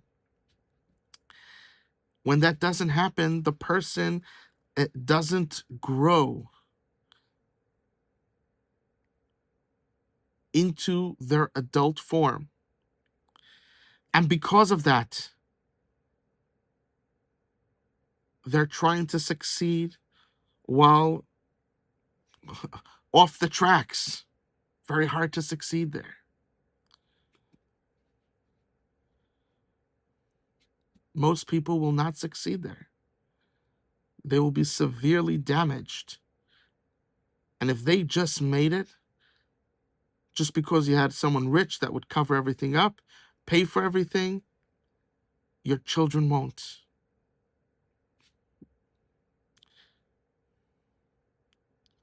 What happens when there's no more grandparents that have the money, that they had money? What happens when you're all out?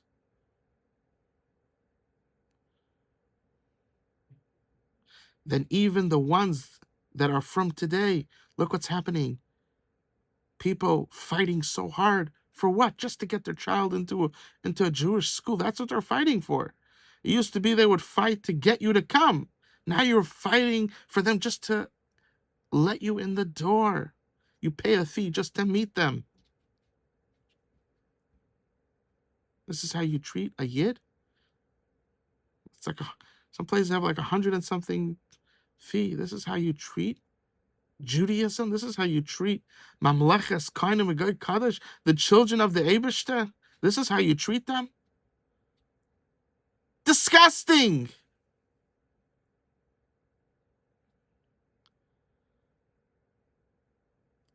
The boy grows up, no working. A girl's mind is messed up with this kailal nonsense. So even though she's working, but girls are very affected by, a man's more affected by his actions, a woman's more affected by her thoughts. So it perfectly messes up everybody. The man is being limited. The woman, her thoughts are being messed up. And great pain comes when they go from child to adult. There's a lot of pain. And the pain just never ends. And therefore, they just wish they don't see the next stage. Even with intimacy, even if they have it, the next stage is so rough. The system makes it so difficult because they removed the working from the psyche, from existing. A person, when he has to like, it's like a you know, like it's years midas, you know, like you have to find it. It's Yeshaloimidas because you don't even understand it. You have to like find it again and then reconnect to reality. Such a tedious process. Someone that wants to make themselves whole again.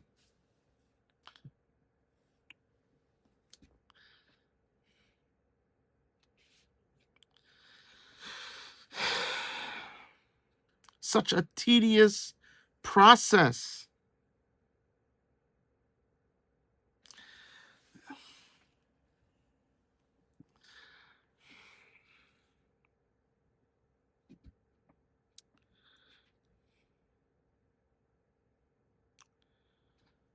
The damaged boys and girls that come out of the system, they just wish that they could be a child again. Get out of all this. They don't appreciate adulthood. How could they? They don't grow up to be understanding that they're like, I'm closer to my death. They don't realize I'm growing. I'm growing. Things are getting better and better. They don't experience that. Why? Balance is what gives it. If you do not have balance, you cannot go to the next stage in life and find happiness there without balance. It's going to be such a whirlwind. Talking to these, we say like this, these mothers, these older mothers that they have a whole bunch of girls, and they said what they had to go through, the 7 levels of hell to get their beautiful daughters married. We're not talking about ugly girls. Beautiful girls, angels, to get her married. What they had to go through. you would think that she had some hideous girl that no one wants. Nasty, ugly, everything. Old. You would think like that she must have, had some spawn from hell. How much pain she had to go through to get them married.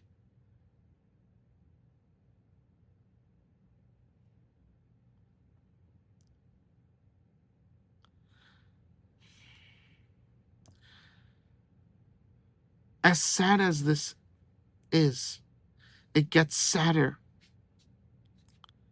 And that is these same people that we're discussing now, that are going through the pain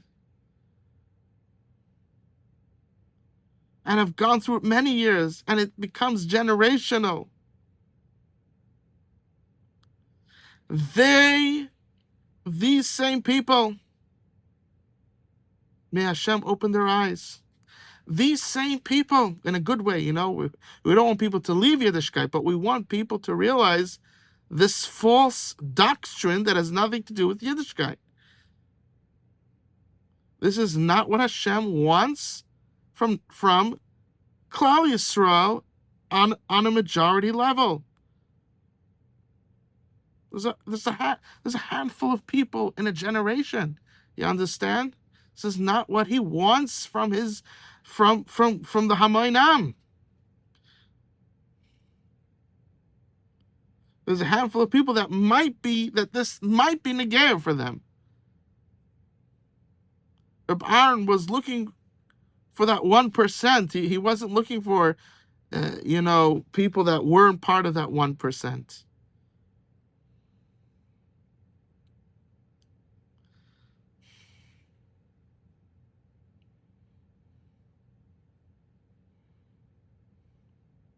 It was very hard to get into BMG once. Now you could be an Amaretz and get in. You understand? Used to be. Imagine the yeshivas of old. Forget about it. If you think BMG when BMG opened, you think it used to be before BMG in Europe. You wanted to get into a yeshiva, you had to have memorized an entire Masechta, Gemara, Rashi, Tosfos to get into the yeshiva.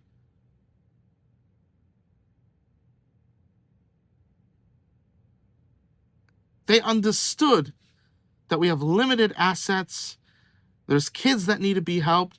We have to, and this is not good for the overwhelming majority to do. So you have to prove yourself that you're part of that 1%.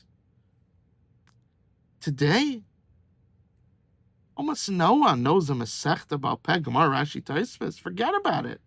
They're able to do pin tests, stick a pin in it, and they could say each daf what's on there if you use Shas Vilna. You understand?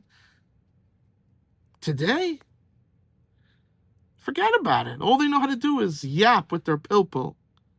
Pilpul's amazing. Once every other week, once a month. People have to learn how Abaye and Rava learned. Then you could, they have to cover ground. Person has to chazer.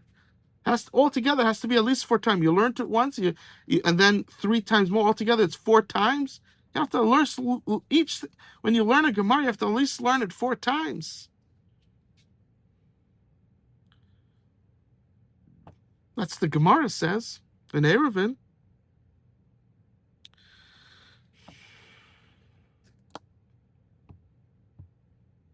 That's the minimum.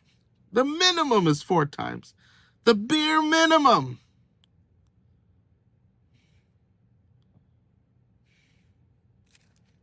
Is this taught to them?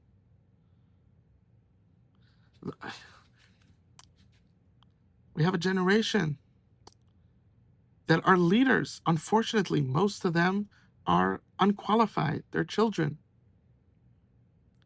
And they're such children, like a child when you can't reason with them because they're a child. That's many of our leaders. You can't reason with them because they're children. And you have to know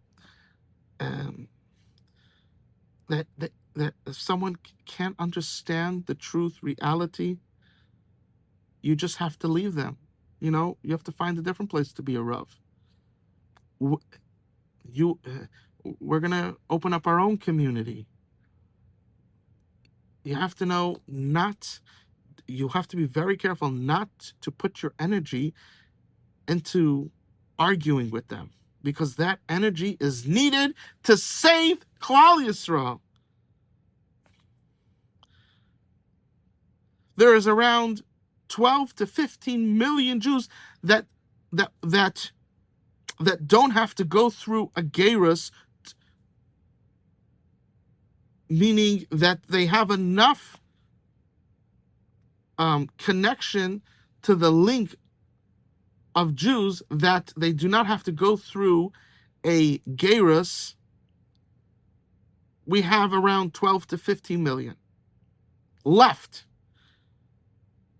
Jews that would have to go through a gerus, because it's like 99% that they're a Jew, but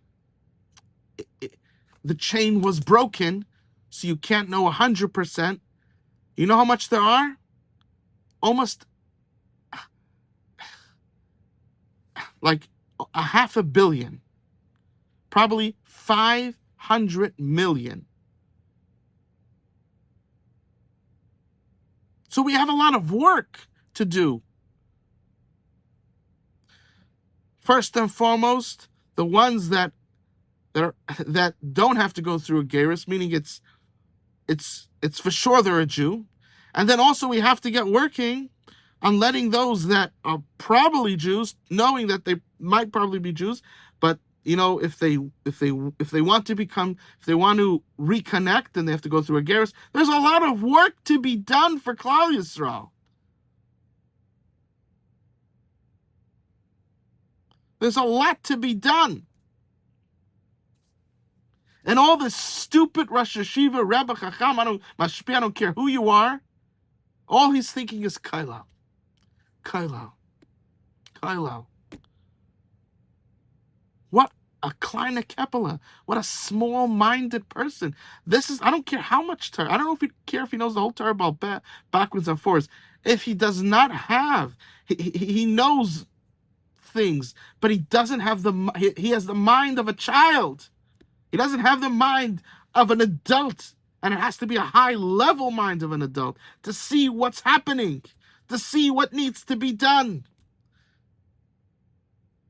The importance of balance and where resources need to be put.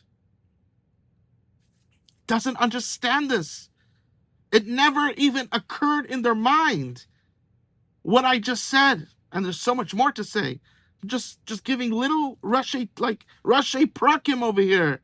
We're talking about a few things, a few main topics. All this never entered them. Then stay a tzaddik nistar. Right? There's Lamed Vav tzaddikim, there's the hidden tzaddikim. Be one of them. You want to be a tzaddik that tells the Am what to do, that tells the nation what to do. Your mind has to be a complete adult mind that has to be expansive. You have to understand what's happening. You have to have the wisdom of how to approach it and how to go about it and how to get things done.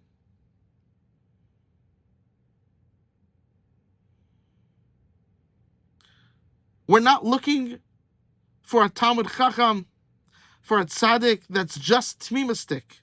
That's not enough. He has to, at the same time as you have the switch to just be tamim to Hashem, at the same time, he has to,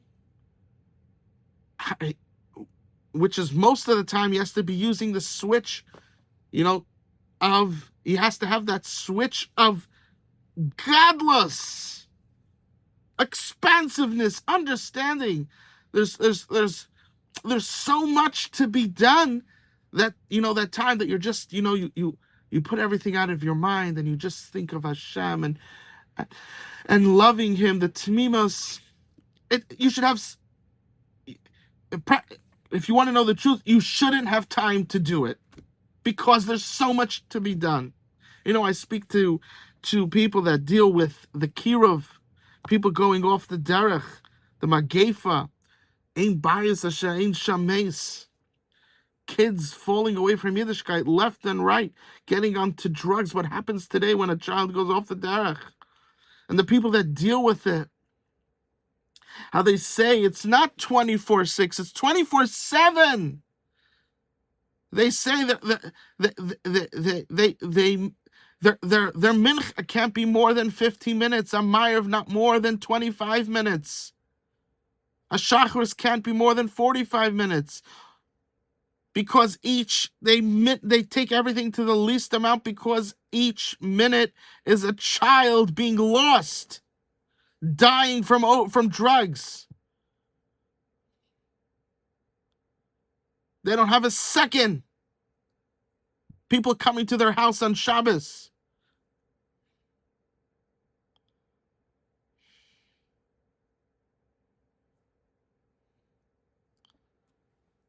This kollel, not appreciating balance, not appreciating adulthood. And because you don't appreciate it, you don't grow into it, and you're just an adult baby with very limited understanding of life. Whatever you have is only because you were pushed to have it. Because you had a hard child, you actually expanded your mind a bit. Because you're a Rosh Hashiva and the kids gave you such a hard time, and you couldn't just kick them out because you didn't have someone to replace them, so you actually expanded your mind a bit. We have to stop with these losers. We need people that are adults. Daddy has to come home. Right now, you have the children are running the Klal Yisrael. People with children minds. Daddy has to come home and set things in order. And we have to make some more daddies. We can't just have one daddy. We can't just have a handful of daddies. We need adults to become daddies, to become adults.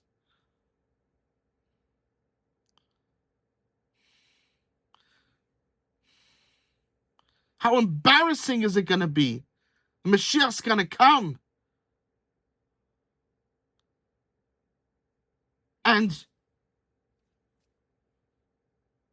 it's a fraction of the Jews have any connection to Hashem, to Judaism, to the Torah. The Christians are getting them. The Muslims are getting them. Atheists are getting them.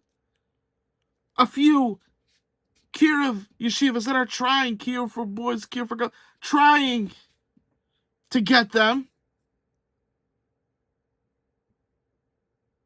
But the system ignores them, ignores the children, ignores them.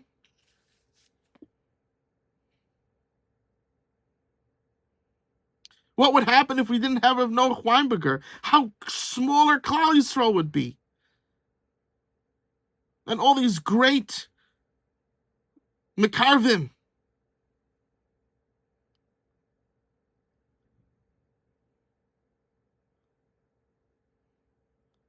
Look how powerful they were. A few tzaddikim that actually raised their level of understanding from the other tzaddikim. And they saw things in a clearer way. They understood a bit more what needs to be done. And look what they accomplished. Imagine if we had more of them. Imagine if they got rid of the stupid idea of kollel and they machzir Torah liyoshna, they put back the way of the Torah. Hatznei lachas. You go with humility before Hashem. How many tzaddikim of old that Hashem would make miracles for them, and they wouldn't have to work a day in their lives, and they could learn nonstop. But they didn't, because they went hatznei lechas. I'm going to push Hashem to do things for me. I'm going to take responsibility. These were people that miracles would happen for them. And they said, I'm going to cause Hashem to do that? No. That's not respectful. I'm going to take responsibility. Today, everybody's walking around, where's Hashem? Where's God? Why isn't all the money falling on my head? Why is everything so hard?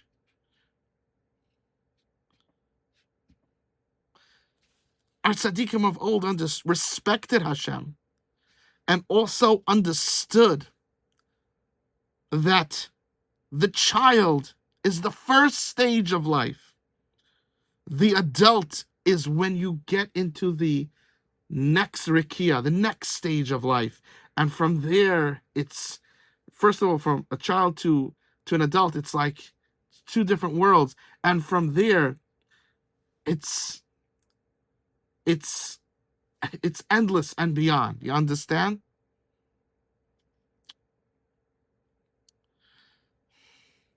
They appreciate adulthood. And they respected Hashem. They didn't want to be matriach klapim. They didn't want to be matriach Hashem. Even though Hashem wants to do it, but they wouldn't ask for it. They don't want to be matriach Hashem.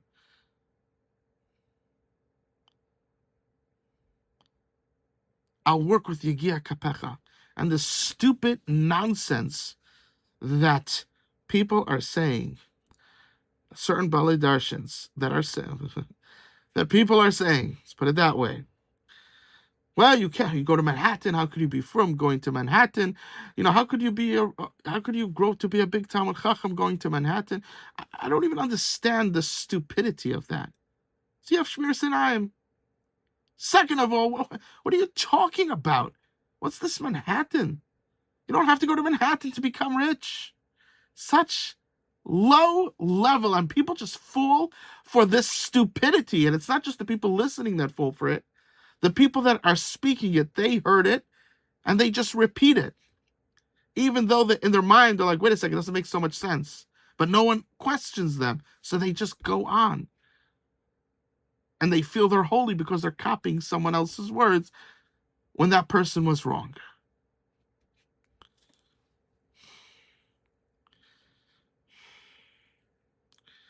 People that are hearing this, they're going to realize that the ones that at least are truthful, great change has to happen. And I just want to say again, even though I said it before, don't fight with the people that don't understand this. You understand? Going back to the mashal in the beginning, it's like they don't want to come to civilization, and they think they're smarter than you, that they think they're so much smarter than you that they don't even want to hear you. You understand? That's what's happening. Don't waste your energy. We need your energy. There's a big mission. You're needed. We need that energy to be used in more, literally in something that will be successful. We can't just have you giving away all this energy and having no success. With that same energy, you could save 10,000 kids. With that same energy, you could open up a community and work to become a Rav, to become the level of a true Rav, or try to find someone, and if they understand what we're saying, amazing. If they don't, we have to look for someone else. If we by mistake made them a Rav, then we have to, in a nice way, say we'll pay for your expenses for 2-3 months. But after you understand, but you're not a Rav anymore here. We'll pay for you, till you find another shteller for 2-3 months. You understand? You have to remember, do things in a kind way, in a nice way, even though what these people are doing is so destructive. And you, in your life, might have been so hurt by them. And it's difficult. But you have to remember, don't get into fights with them. Just create your own community. Create your own community.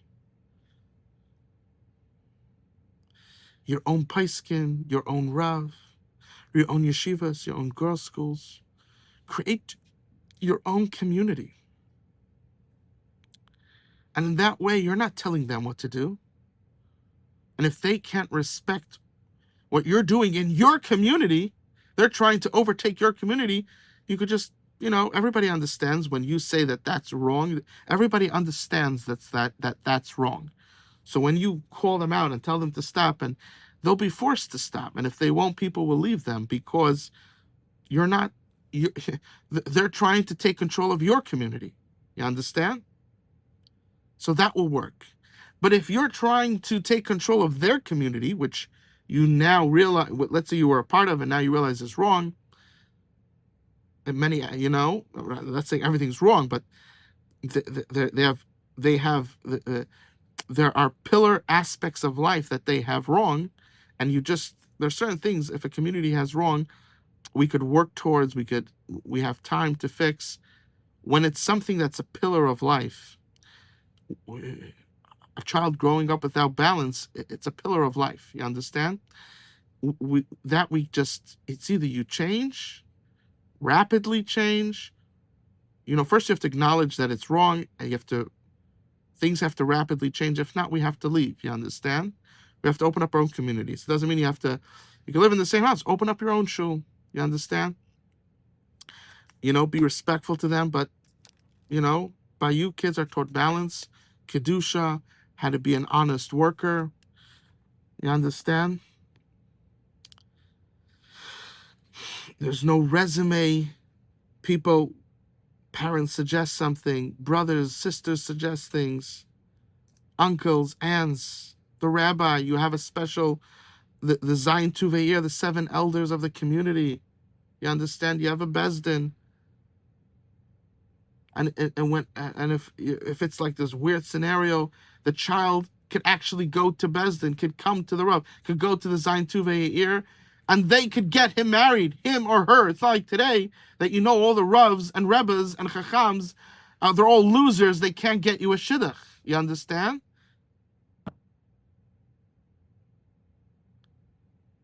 Every child should know I could come to the Rav with my issue, even to get married, and the Rav could make it happen. Not that he sends you here, he sends you there. He can't do anything himself. No, he could bring a girl forth. He could bring a boy forth. The rabbi is an adult. The Zayin Tuveir are adults. The Bezdin are adults. Today, people are afraid to ask the question because they know that the Rav, the Rebbe, the Chacham, the Mashpia, the Dain, whoever it may be, they know that they can't. And now, if they know they ask, and they know that they can't, then it will mess up their connection, and they want to be connected. You understand? So they don't ask. That's what's happening today. It should be the opposite. There should be a mayan. It should be like a huge light coming forth. You understand?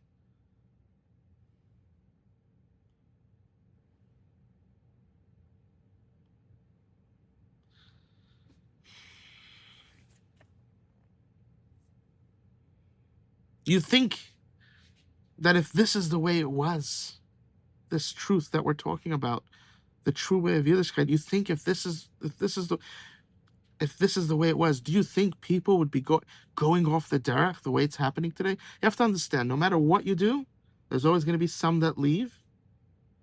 You understand? But if you use the way that Hashem told you, the successes will be overwhelming. Overwhelming. There's always going to be some.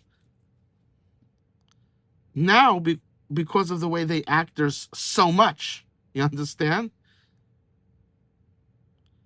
There's so much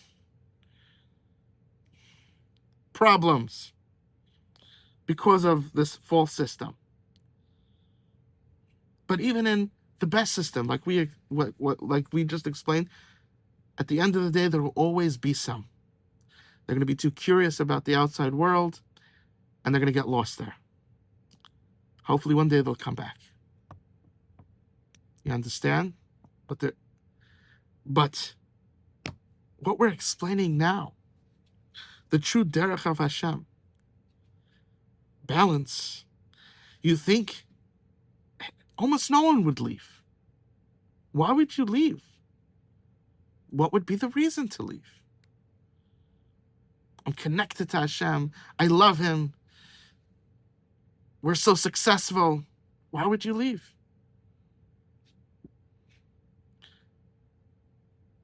They're such nice people. Why would they leave? How many people that are lost, the lost Jews, how many of them would come back? And how many people that they're probably Jews, we don't know 100%, so they go through Gerus, how many of them would do that? Go through Gerus just to solidify their Judaism? How many we would get back if we just listened to God? If we just listened to Hashem?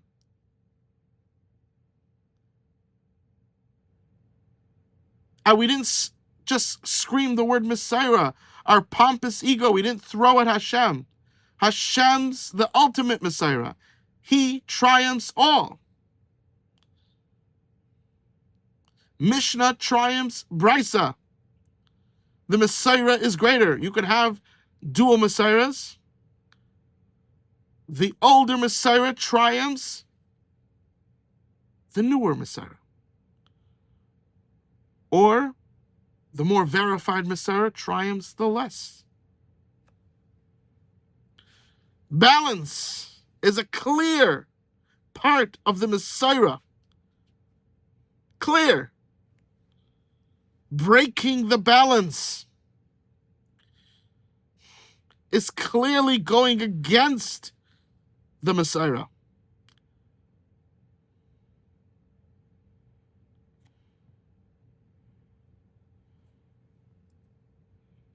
So just because you say you have a Messiah, it doesn't triumph it. It doesn't triumph the older Messiah, the teachings of Hashem throughout the Tanakh, throughout the Gemara, throughout the Halacha. Doesn't triumph. You realize that that's a false Messiah. It's a false Messiah. And in truth, that whole, it's a false Messiah. It's false, the way you're talking about it.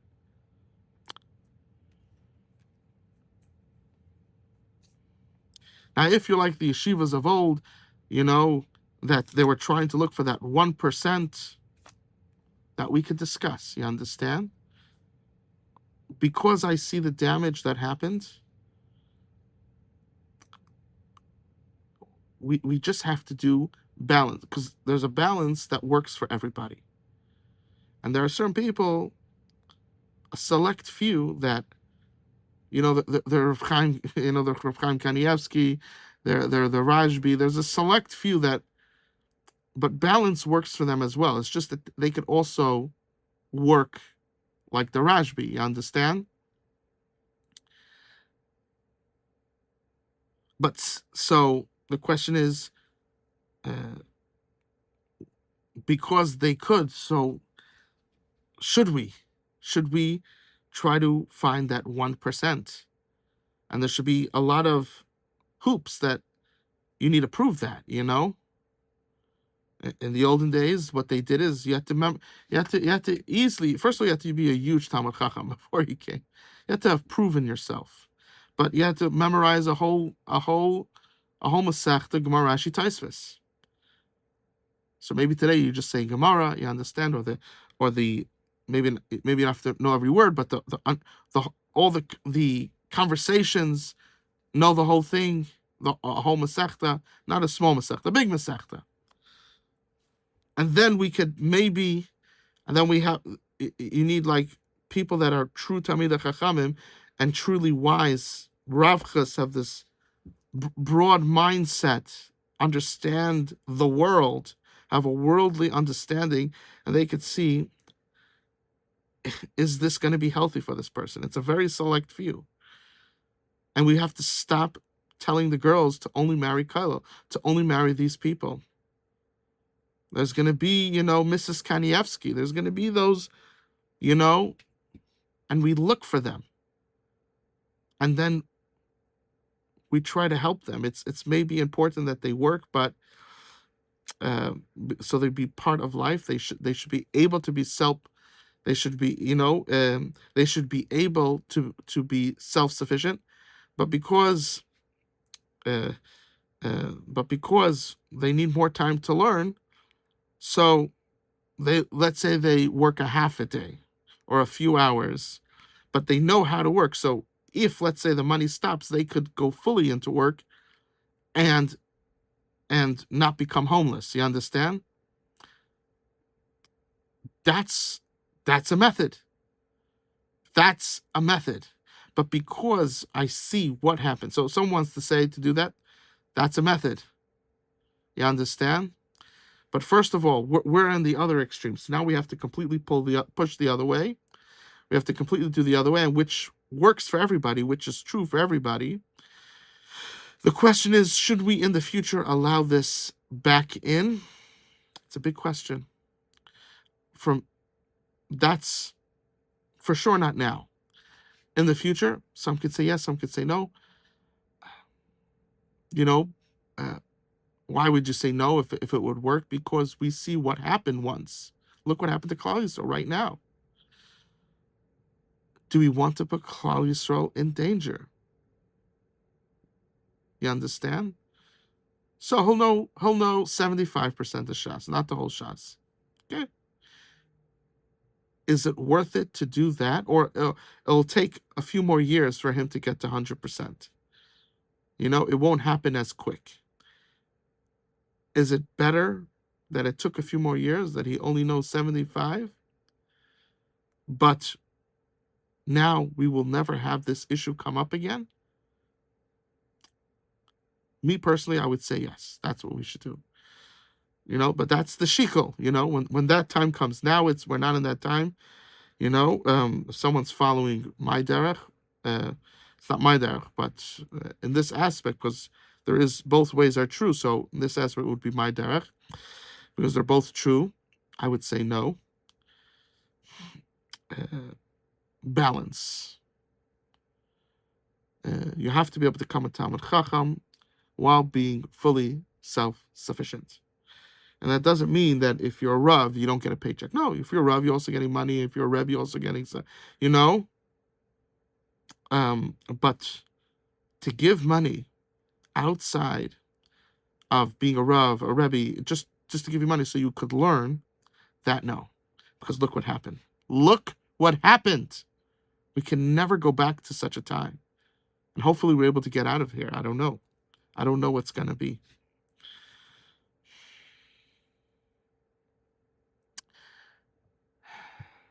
Again, I want to say, when you do this, don't fight. Don't argue. Don't bicker. Just simply, this is our community. You don't have a right to come and control our community. If you can't respect that, then, you just, you can't be here. And that's it. That's it. And the people will see the truth. And yes, they are going to try to close you down. It's not going to be easy. The best thing is if you could be in far away from them, open up your own town. If you're in Lakewood, open up a place in Delaware. It's a whole different state. Or on the other side of New Jersey, I don't know, where they can't claim, that's the best. But not always is that an option. So sometimes let's say you're living in Lakewood, you're living in Muncie, you're living in it. You have to, even in that scenario, you have to be able to create the community and need to have a paisik. Sometimes in the beginning you won't be able to get a paisik that understands this, so you just won't talk to them about. But you have Velachas and Shabbos, all these other things you're able to ask, and you have the Zion. You have to have the one thing that you can create right away is the Zion Tuve'ir, the 7 elders. There's the elders. and they make sure that that the elders have a perspective, a long perspective on life because they lived long. You understand? And sometimes you have someone young but went out and experienced so much. They have a long experience of life. In a few years, they went through a lot. They spoke to people that went through a lot. They went around. They got around. They're able to see mistakes that the Rav, who's learning all the time and didn't live 75 years, doesn't have that deep perspective of life. They're able to prevent the Rav from making mistakes like what just happened, like this mistake of Kyle that came about. You understand? Now you have people that are 75 and they're pushing this nonsense, even after all the tsaras they went through because of it. It's a brainwash. It became a cult. We don't care who gets hurt. We don't care too much, at least. At the end of the day, you could cry all you want, but if you're not going to do simple actions to prevent it, simple actions that could be taken, you're not going to take those actions, that means that you don't care too much. Maybe you care, but you don't care too much. You understand? This is the great wisdom of Hashem, His teachings, and His light. May we all be zeicha to it. May it enlighten us and change your trajectory of your kids, of your family, and you should just have nachas and goodness. And you should be able to not have to brainwash yourself to feel love of Hashem, but you'll feel love of Hashem because you'll be successful. Because you're not following this false doctrine that makes everything difficult and makes it impossible to love Hashem unless you brainwash yourself. The love of Hashem, the love of your spouse, the love of your kids, the love of yourself. I love you and Hashem loves you more.